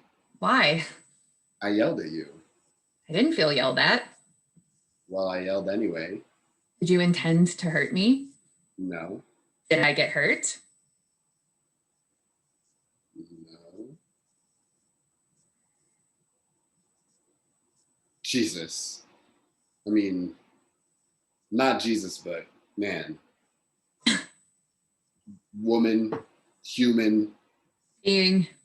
Oh, my being. Good Lord. Good person. Good human. Did we just have our first fight? Depends on your definition, right? It went a hell of a lot better than the fight I just had. Are you okay? It's a nice thing to ask. It's not like me, I know. Always trying new things. You asked me if I wanted you to stop too. Yeah, I wish you didn't have to. I didn't have to, but I wish you'd asked first. You said you would. Me too. You'll have to train me a little bit more. I'd like that, if you're open to it. I'd also like to train you out of the habit of saying sorry. Are you being serious? I'm being serious. How would you train me? There's lots of options. Some people respond to being humiliated. That doesn't work for me. I thought so. Sounds like there's a story there. For another time. No expectations. It could just hit you every time you say sorry. Hit me. Not hard, unless you want it hard. Let's say on the thigh. Want to try? Now? Yeah. Okay. Okay. April extends a hand and James shakes it. Every time I say it, whether or not I mean it. Every time you say it is what I said. So I can just say sorry with no context. April hits him on the thigh. Okay. I'm into it. The thigh was okay? I think an arm would be okay too. Okay. Sorry. April hits James on the arm. Weirdly into this. I shouldn't say weirdly. Sorry. April hits James on the other arm. He got. We're expecting that one. You're gonna be sorry you did that. As James leans over to kiss April, she hits him on the butt. They kiss. We didn't agree to the butt. Sorry about that. Hey. I can say sorry as much as I want. As if you would. They continue kissing for a moment. Two things. First, how did you get to be so unapologetic? Did something happen or was it a gradual thing? What's the second thing? I think I could take a slap in the face. Noted. So, what about the first thing? I feel like you're keeping a secret. There is something I'm keeping to myself for now. Oh? It's just that I think talking about it can somehow ruin the magic. Sorry I asked. April slaps him in the face. James liked it. Don't be. They kiss again. And Scene 9. Bobby's house. Pictures of Bobby, his husband, and his kids are visible. Sarah and Bobby are each drinking a beer. I love these pictures. I know, you loved them on Facebook. I'm just saying, it's nice to see them and to see you in person. To what do I owe the pleasure? Well, there's no easy way to say it, obviously. Mom is dying. Oh, Yeah, wow. cancer. And as a doctor, you might know that cancer can be a bad thing. So this is why you came into my home after 10 years. Yes. Well, please get out. Come back when you care about talking to me. Bobby, Go on. if there's a chance that she'll forgive you, not that you need her forgiveness, but what if she needs it? That doesn't matter to me. Do you understand that? I left the church too 5 years ago, and it was 5 years too late. This isn't me trying to save your soul. No, of course not. It's about moms. Well, I mean, if there is a soul. I'm not going to talk to you about whether or not there is a soul, Sarah. It makes no difference. How could it not? Maybe she's right, at least about that. And the only way for her to find peace. She is dead to me. Do you know what that means? Do you understand that I don't need to hear any of this? If you want to talk to me, stop talking about Mom. I have nothing to do with her finding peace, which is how I want it to be. Do you get it? I want all of us to find peace. Look around. I found it. I'm not seeing it. That is probably the stupidest thing you've said so far. Sarah starts grabbing her stuff to leave. Okay. If you can't control yourself. Control myself. I knew this was going to happen. You are a hostile, vindictive person, and I knew it was going to go exactly like this. I told myself. You don't know what I'm like. You've barely talked to me for 10 years. You think I'm like this all the time? You think I'm like this with my husband? With my kids? This is what I turn into when I open my home to my sister for the first time and I find out that the only reason she is here is because of a person who I have removed absolutely from my world, from my soul. And when I try to tell you that, every single response you give me is about her. And you tell me to control myself. You don't know me. I still remember the day Mom told us that Dad had left. And instead of trying to comfort us, she tried to teach us a lesson. Do you remember that? Do you remember what she said? She said, in this life, you're going to be tested. And if you don't control yourself, you'll be swallowed up by sin, like Dad was. What a fucked up image to give your kids.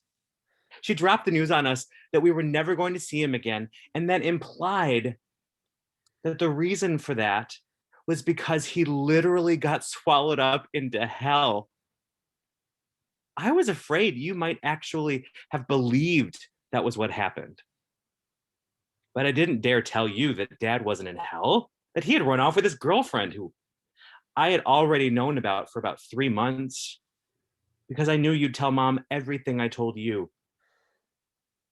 And at 17, I was still afraid of getting in trouble, because getting in trouble for doing what you weren't supposed to do, that is the scariest thing in the world for a kid who grows up Christian. Do you know how long I knew I was gay? Do you know how long I actually tried to force myself to stop thinking about what I already knew? Because even thinking about it, that would be a sin. And no, I wasn't afraid of being swallowed up on the spot. I was afraid of the rest of my life. I was afraid to lose my way, lose her way, and end up acting on those thoughts, end up living as a gay man. I was afraid of this. So I punished myself, even though there was nothing wrong with me, because this would not get me into heaven, even if it would make me happy for the rest of my life, make me a better person, a person who doesn't treat people the way I treated you just now, who loves people, gives them a chance, opens his home up to them, forgives them. None of that ever mattered to her because I was a sinner. And she knew I wasn't going to ask for forgiveness from her or from God. And then that was it. Poof! I was out of her life, out of her world like a shit in her toilet. So no, Sarah, I'm not hostile, vindictive person. I'll ask you to believe me when I tell you I'm a kind, loving, forgiving person. But you can't forgive everyone. It's literally impossible. My world can never be as wide as the real world. Neither could hers. And neither can yours. That's why we come up with ideas like the sinners or the queers or the fuckboys, bad guys, monsters, people who don't belong in your paradise. We have to do it. We have to push them out of our worlds. It's necessary.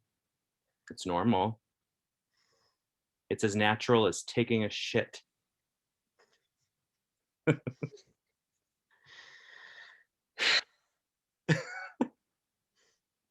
sorry, Bobby.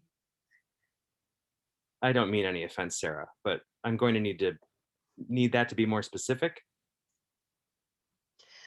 I'm sorry that I said you're a bad person.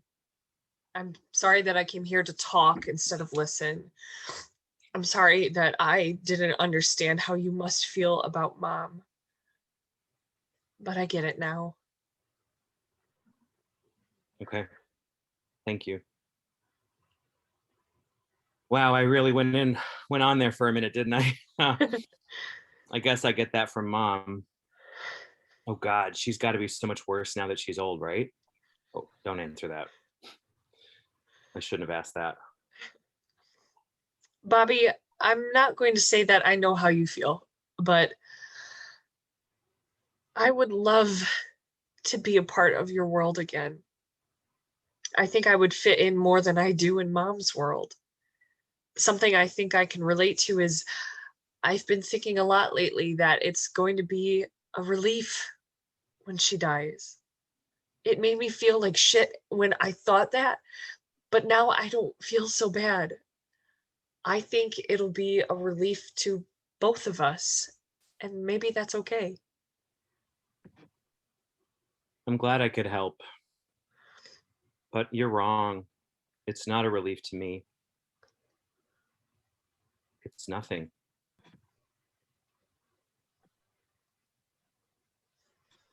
Scene 10. Sarah, on her knees, speaks to someone who isn't there. I've been remembering some of the things you said to me before the end. Did I already say that? A lot of things are falling into place in my head and making a different kind of sense than they did before. It's hard to remember how long ago things happened or what order they happened in. How much longer am I going to do this? How long are you going to wait? What is it like for you? Time must be kind of meaningless now, right? Or it just has a different meaning. I remember one of the first thoughts I had after I got the news was that maybe having cancer would make me feel closer to you. And maybe it has, but not in the way that I thought. And the more I try to talk to you, the more it just feels wrong. It's like those tense muscles are getting tighter instead of relaxed. The first night after I did chemotherapy, I got into bed and my muscles hurt a lot. Everything felt wrong. I wondered if the muscle pain was part of the chemo or if my body was just so angry with me for what I was doing to it. I had a disturbing dream that night. I think it was the same night. I was a little moth flying towards a distant light. No, I must have been a fish. I was flying or swimming towards this little light that got bigger and bigger.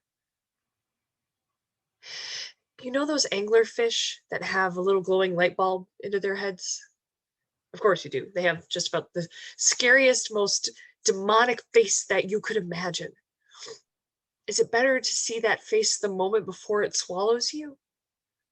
Or is it better to believe the entire time that you're just going peacefully into the light? Anyway, right before this demon claimed me, I realized I wasn't really me. I was you. And the face of the monster was familiar. I looked at it the same way you looked at me that day when you were suddenly scared of me. You said, "Why do you look like that?" And I swam away. The scene shifts, and Sarah is at her mother's house, sitting across from Carol. Sarah, do you know what God said to me this morning? Do you want to know? He told me something very important. He said I should tell the doctor no more chemotherapy. No, Mom, I know it's hard, but you have to do what the doctor says. No. I'm supposed to stop doing what the doctor says. God told me it is only making me feel worse. Mom, it's supposed to make you feel worse. The chemo is attacking your body because your body is not doing what it's supposed to be doing.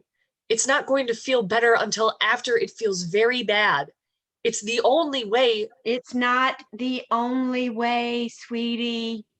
I'm trying to tell you, it doesn't feel right. Your own body is the bad guy right now. It's not supposed to feel right. My body is not the problem, honey. I've lived with this body for longer than you've lived with anything. My problem is with that doctor. He's making me do this, and it's making me feel just awful all the time. It's not what to do. The doctor just wants what's best for you, Mom. God wants what's best for me. He knows what's best for me. I thought you were listening to me, but you weren't really, I think. I have been listening, Mom. I listen to you every time I come here. I listen and you talk, and I listen and you talk. And every time I try to talk, you ignore me and say whatever you want to say. I just want to help you understand. Well, now I want you to understand me.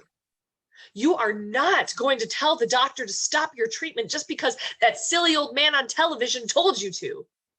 It wasn't the man from the television. I don't want you to die, Mom. This morning, God said, God did not speak to you this morning. And he didn't tell you that James's dad should be on TV. And he didn't tell you it's that sociopath megachurch evangelist monster that's gotten into your head. There are predators in the world, Mom, and they scam old and insecure people like you. They know how to manipulate the religious nonsense that all of you were brought up with and that you tried to force into your kids, and they lure you into feeding them. They're all lying to you. Everyone is lying to you. I tried to tell you. I knew it. I knew it as soon as you said your brother's name before. You let him in. I love you, Sarah. I just wish you hadn't done this. I wish you hadn't let him in. Mom, I'm sorry. Mom, it's okay. I tried to tell you. I tried. You've all gone away from me. You don't listen to me. What's going to happen to you? It's okay. Don't worry about I me. don't know what's going to happen. That's okay, Mom. Nobody knows what's going to happen. I have to remember what he told me. Mom, please. He told me you were going to be okay. It's okay, Mom. I'm okay. He told me you were going to be okay. I'm going to be okay. I don't understand. I'm going to be happy. You're going to be forgiven. That must be it. I don't understand it, but it's all going to happen the way it's supposed to. Even if I don't go to church? Yes, honey. Even if I talk to Bobby and I don't marry James or give you grandkids like you wanted? Yes, honey. You're all going to be fine. You have to go. It's okay. I have to go too. Everything's going to be just fine. End of scene. Scene 10. The Heavenly Hop Brewery. James is alone behind the bar. Sarah enters. Hi. Hi. I think it's been more than 8 days. Some batches take longer. Miss me? There are some things we should say to each other, I think. Even though we both know that already know. You've been seeing April. And so have you. We figured it out together when I started telling her about all my shitty relationships. Ours didn't used to be shitty until recently. Or maybe it was just one long, drawn out shit. I wasn't keeping anything from you. You know that. About April? I know. Just a weird coincidence. You met her online. I had no way to know you'd meet her at a cancer support group. Especially since I never told you I have cancer. There's that. I don't have an excuse. I don't plan to excuse you. I love you, James. I mean, I'll take it, whatever it is. It's kind of the least precise word we have, isn't it? I love you too. What do you mean when you say that? Just everything you tried to force me to say before. I didn't need you to say it like that. I know. You wanted me to say it with my Dick.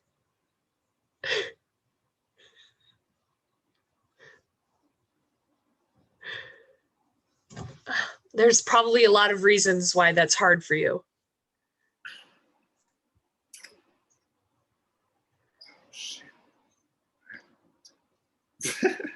Sorry. Sorry, my page just moved.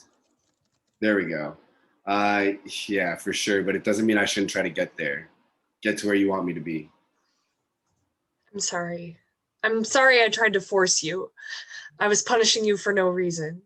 You're not broken, but I tried to fix you by hurting you, trying to control. It's okay. Remember who you've been hanging out with. Control, force, manipulate. They sound so sinister, but they're not. You're not. April's not. Well, maybe a little. So are you guys doing it yet? We're doing just fine, thank you. You know. I know what you mean. Don't worry about it. We're not worried about it either. It'll happen if it happens. What I really want to know is if you're as scared to kiss her as you were to kiss me. No. I gotta be honest, it's hard not to take that personally, but I'll try. You get it though, right? Yeah. She used her Satan powers on you. No big. It helped. Good. We talked about you before she knew who you were and after. Oh, good, I hope. James approaches Sarah and takes her hand. What you doing there, James? You know what I'm doing. Don't you got a lady friend there, James? A lady who taught me that if I want to feel the love that I've been craving, I have to do something about it. Oh, craving. Yum. James gets very close to kissing Sarah. Sarah pulls away the slightest bit. They don't kiss. They look into each other's eyes and take a deep breath, holding hands. Wow. Sorry, That was intense. but we didn't do anything. Yeah, we did. One step at a time there, Sarah. April's okay with April's okay with a wide range of things, yes. Satanists, always making their own rules. Sarah's phone rings. I should get that. Get it. I'll get it. April enters. Sarah and James break away from each other.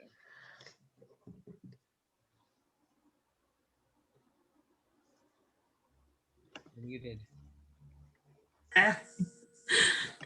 Don't let me stop you. I'll come back. April turns. No, stay. Come here. Hi. Hi. April and Sarah embrace. Then April and James embrace. Hi. Hi. It's good to see you together. Yeah. First time. I mean, first time all three of us together. We haven't been together before. James puts a hand on Sarah's shoulder. Let's sit down, shall we? Give them sit at a table. Pause. I just want to say, Sarah's phone rings again. oh, hang on. I'll come back to just a second. Sarah stands and steps away from the table to answer the phone. Bobby appears on the other end of the conversation. While Bobby talks to Sarah, he appears to be receiving text updates about the unfolding situation. Hi, Bobby. So wait, you can call people on Facebook? What year is it? Am I right? Hey, so this is kind of a big deal. Do you want to sit down, take some breaths? It's going to be a lot. Okay.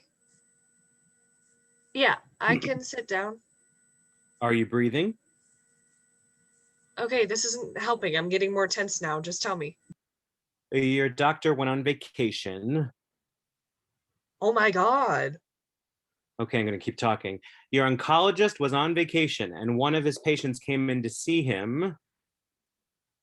You don't need to pause after every sentence, Bobby. I'm listening. She got seen by another doctor instead, and he found out she doesn't have cancer at all. I don't understand. Some of his colleagues have been gathering evidence, and it looks bad, Sarah. Your doctor is probably committing fraud. It looks like it's been going on for at least 6 years. I don't understand. There's a stage direction here that I need to delete. Bobby, what are you telling me right now? Are you sure you really have cancer? No, this is too much. I can't. I think this guy is some kind of monster, Sarah. He's been making himself rich by prescribing chemotherapy to people who aren't sick. My friend says the FBI has gotten involved. She's expecting him to be arrested by tomorrow. I'm not sick. I don't know. I'm just telling you what I'm hearing so that you can take whatever steps you think you should take. Go see another doctor. Get another opinion. Right. Are you okay? I gotta go. I need to. Wow. I can't believe this. What happened? My doctor is a liar. He's been lying about my cancer. I don't have cancer. What? Are you sure? What doctor? He was my mom's doctor. She said she didn't want to do it. This means she was right. She was right. Okay. You're okay. I'm not sick. I don't have cancer, and my mom was right. I'm going to be okay. How? How did he do this? How did he get away with this? I just listened to him. I did what he told me to do. I did chemo. I attacked my body with chemo, and my mom, she told me she didn't want to do it anymore. Sarah sinks to the floor. April and James to her and hold her in a kneeling position. What am I supposed to do? You don't have to do anything. I can't believe this. Yes, Sarah. Yes, you can. You're right. I can. April, Sarah, and James all wrap their arms around each other lovingly, holding each other up. The scene shifts. James and April stay intertwined with Sarah. Sarah speaks to someone who is not there. I thought getting cancer would help me feel closer to you, but it didn't, because I never had cancer. Did you? Were you just a typical cancer patient who happened to have a monster as her oncologist? Or did he swallow you up in his grand design? I'm never going to know. I'm never going to understand. You and I don't live in the same world anymore. And as much as I may fear saying this, thinking this makes me a monster, I'd rather be in this world than in yours. The scene shifts. Sarah is in her mother's house, alone. She looks around. She starts packing up all of her mother's things. End of play.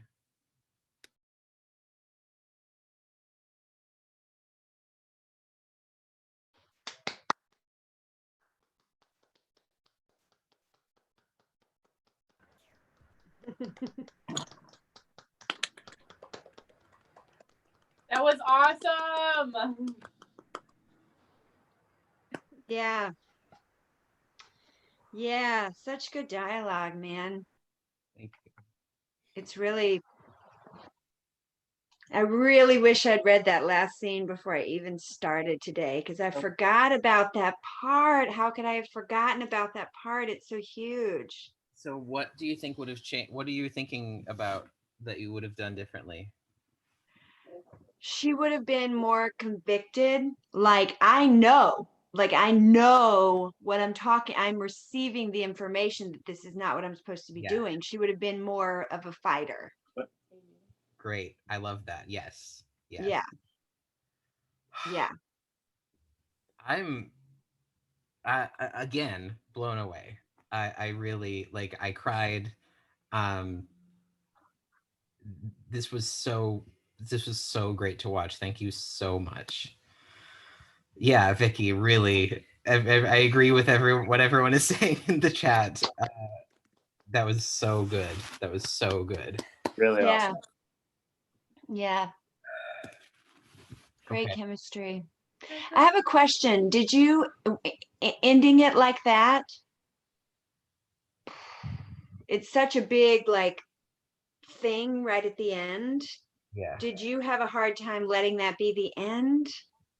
I thought, and I'm still considering having a scene with James and Sarah and April in April's garden to sort of reinforce that, like, three people holding each other up, like the plants metaphor. Yeah.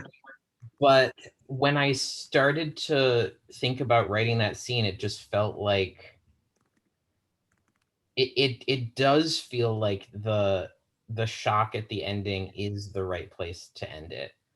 And you get a small glimpse of Sarah saying that, like, I am okay. Of her saying, like, I'm going to continue living in this world without you, without religion, and I'll be fine.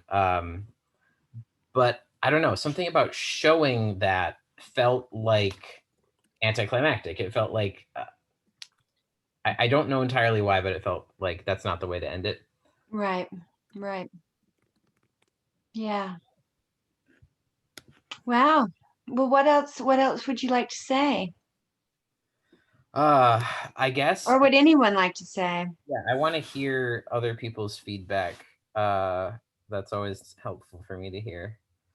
And Shelly, do you have the ability to, like, are people able to type things?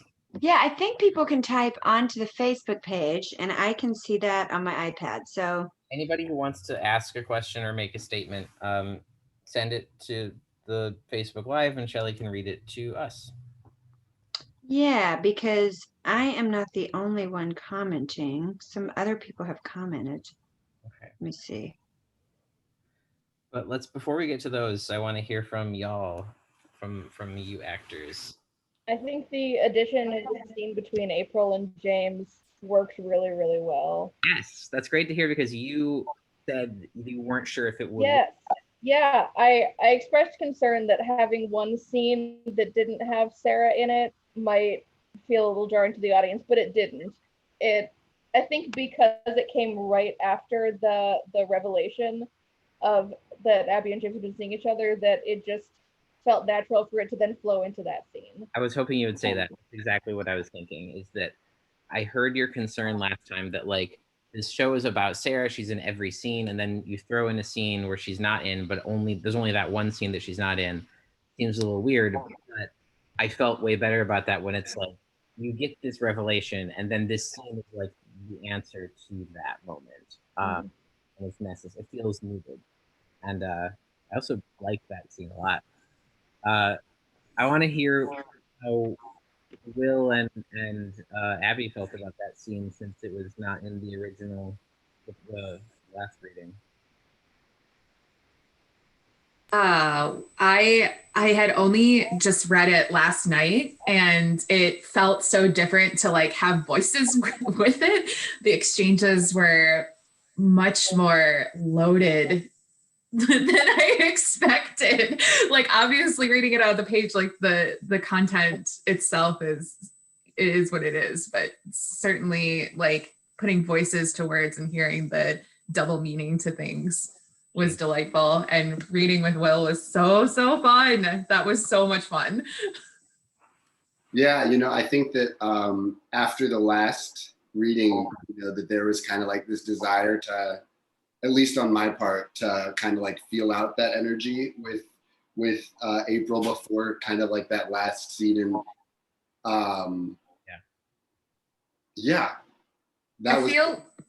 Sorry, go ahead. It was fun. I personally feel like I got to understand Will's hesitation so much more, James's hesitation so much more, in exploring that through that scene. Like, so much of his exchanges with Sarah make more sense to me now. Great. Yeah. Which was the added scene? I'm trying to picture which one it was, because it all felt like, oh, I felt like I remembered most of which one. It was April and James at April's house, like on a date. Oh, right. And they start like hitting each other. That one. Okay. Yeah. All right. Yeah. So Kelly Joyce Fielder. Oh, Kelly Fielder. Hi, Kelly. Kelly Fielder says the anticipation that the three are going to get together and that we don't get the explicit conversation is really lovely.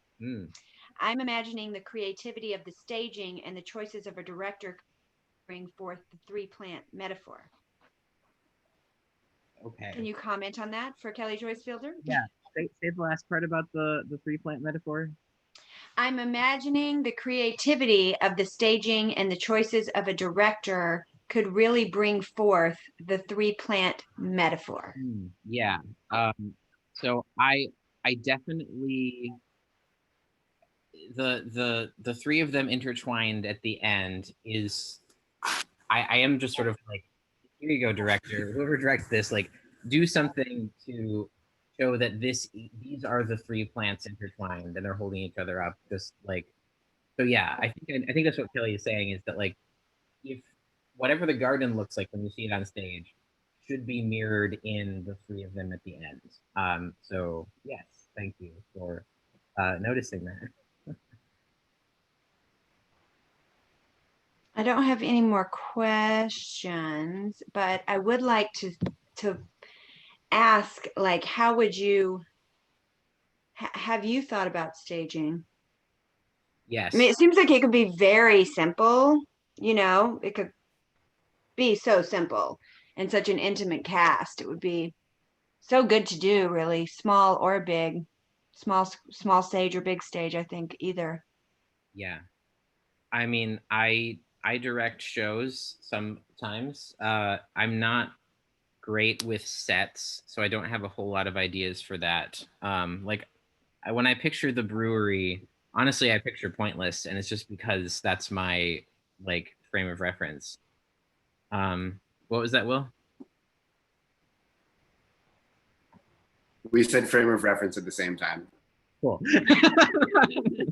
Yep.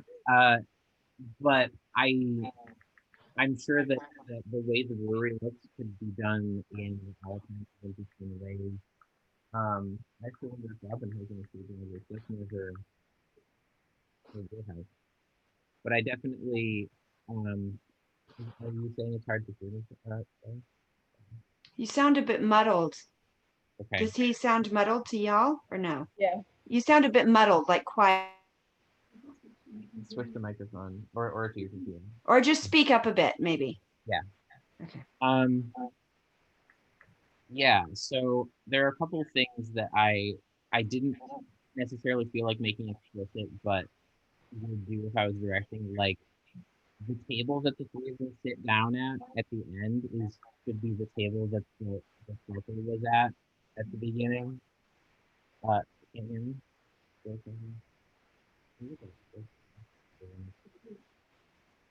We're trying to get Nathan to get to so we can hear him better. Sure. So thanks for your patience. Megan Cox was watching.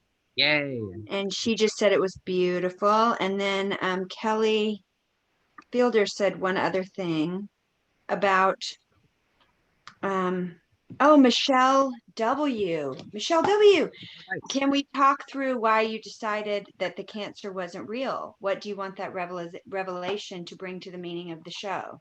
So, am I sounding any better?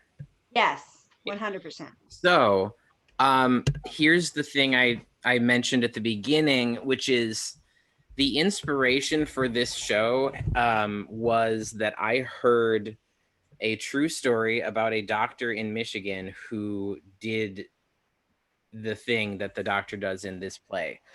I don't know how it works, how he got rich, but somehow it was financially beneficial for him to give chemotherapy to a bunch of people who didn't have cancer. And when I heard that story, there was something very viscerally shocking about the fact that someone could do something so horrible. You have probably noticed that the theme of like a monster comes up a lot in the play, and that's something that I think about, is like what can a person do for them to be like actually a monster. And honestly, my answer to that is that everyone gets to decide who the monsters are and remove them from their lives. But someone like that doctor is, I think I could say almost universally a monster. And so hearing that. Can you guys hear Nathan okay? I feel like he's okay. Go ahead. It's So, my side. Go ahead. Lindsay, could you mute yourself too? Having everyone else be muted usually helps. So having heard that story, I thought about, I've been wanting to write plays forever, and I thought I could write a play about this happening to somebody.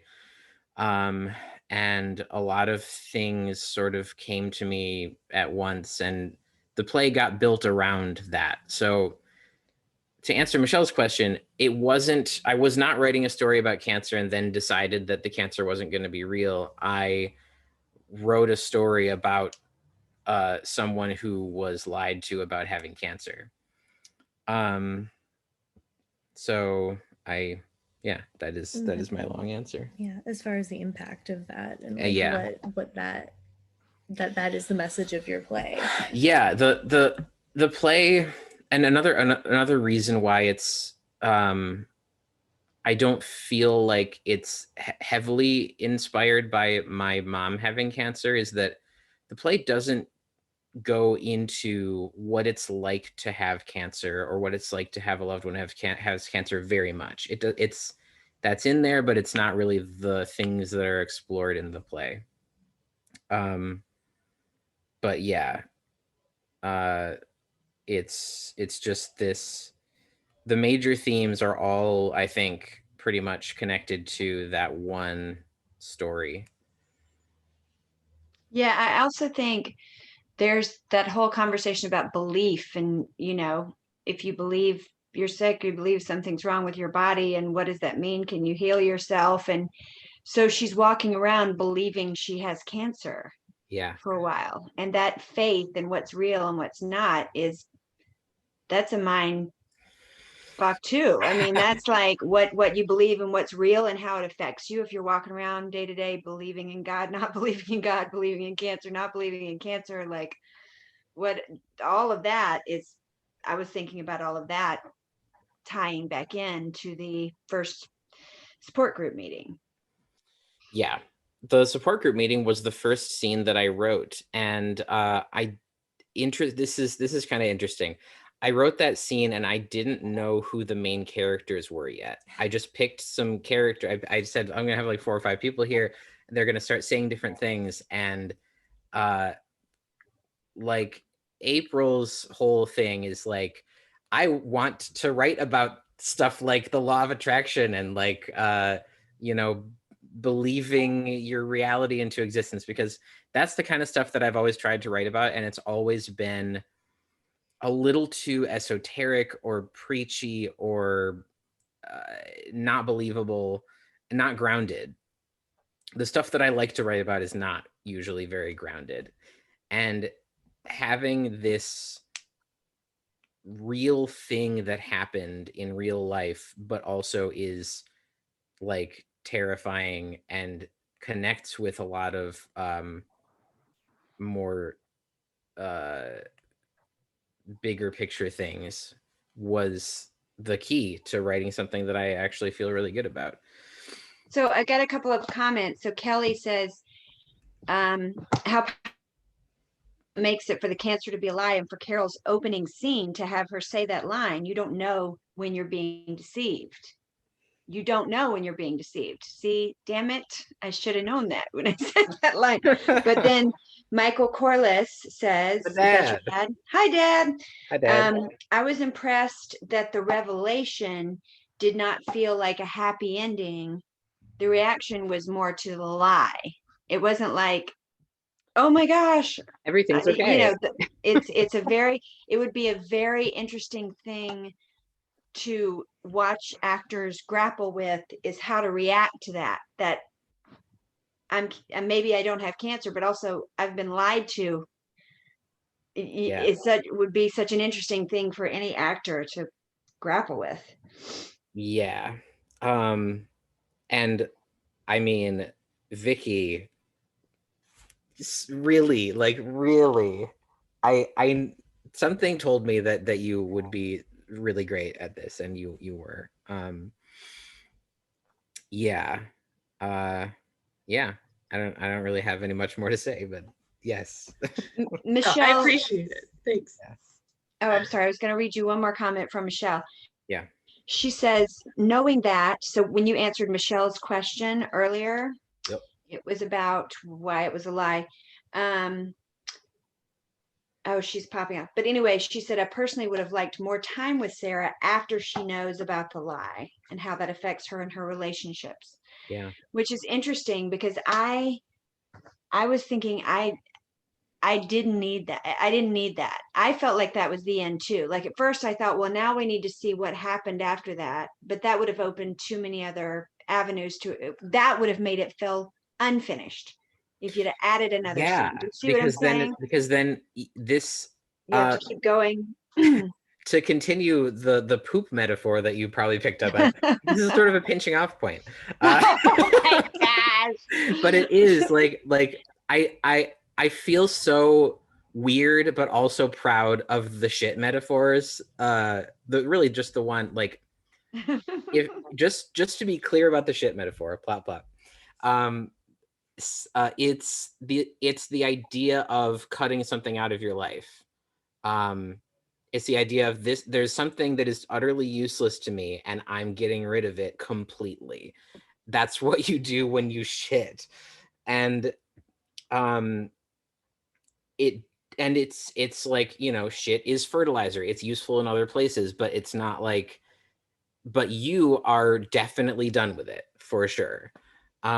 So it's not, when I use the shit metaphor to say that like someone is removing something from their life, it's meant to be not a judgment on this thing is unequivocally bad. It's just that I am definitely done with this. And honestly, that's kind of how I feel about the end of the play, is like, there's plenty more in these people's lives. Yeah. As like Kelly said, there's probably like, they're going to have a three-way relationship, like April always wanted and all this stuff. But we are done. We are done with seeing this story. And weeds too. Like I was thinking, like weeding, like this is for me, this is not for me. And that metaphors abounding in this. Like, yeah. Bye, Robbie. Bye, Thanks Robbie. so much. That monologue was killer. I bought every freaking second of it. Thank you so much. Yeah. So now that people are starting to pop off, I just want to say thanks so much for everyone for doing this and for listening. And it's so good, Nathan. I'm so impressed. And I really can't wait to see it staged, you know, someday. I can't wait. And yeah, so we'll wrap up. Thanks for listening to Reads and Weeds. I love it when we do this. If you're listening, please, you know, follow me on Instagram, listen to the podcast, like, subscribe, all that good stuff. If there's, you know, a play that you've written that you want to talk to me about. If there's like coming up, I'll just tell you what we've got coming up, because a lot of it is sort of social justice aimed. But Ed Rosenthal writes books about cannabis. He's coming on, and we're either going to do one of his books on growing or one of his favorite books. But that's coming up. And then there's a book by Graham Hancock called America First, and he does this really alternative history. The last book we did by him is one of our most listened to episodes. It was called Fingerprints of the Gods, and it's definitely got the most listens. So you might have found us that way. So we're getting ready to do America First, and that is a big, beefy, crazy book to read. So audio is 16 hours. So and then we're doing some other silly things coming up. This publishing company called, I think it's called Tower Sage Publishing, but they contacted me about a new author that calls himself J.R.R. Tolkien. Haha, weed. And and he wrote sort of a little fantasy adventure about a little gnome going through the world, and he has magic weed, and it's great. So we're gonna do one on that. But send me books you think I should read. Tell me where you're listening from. Tell me how you found us. Tell us what you think of the play, and we'll hopefully do it again. Maybe you'll be on here. So bye, everybody. And bye.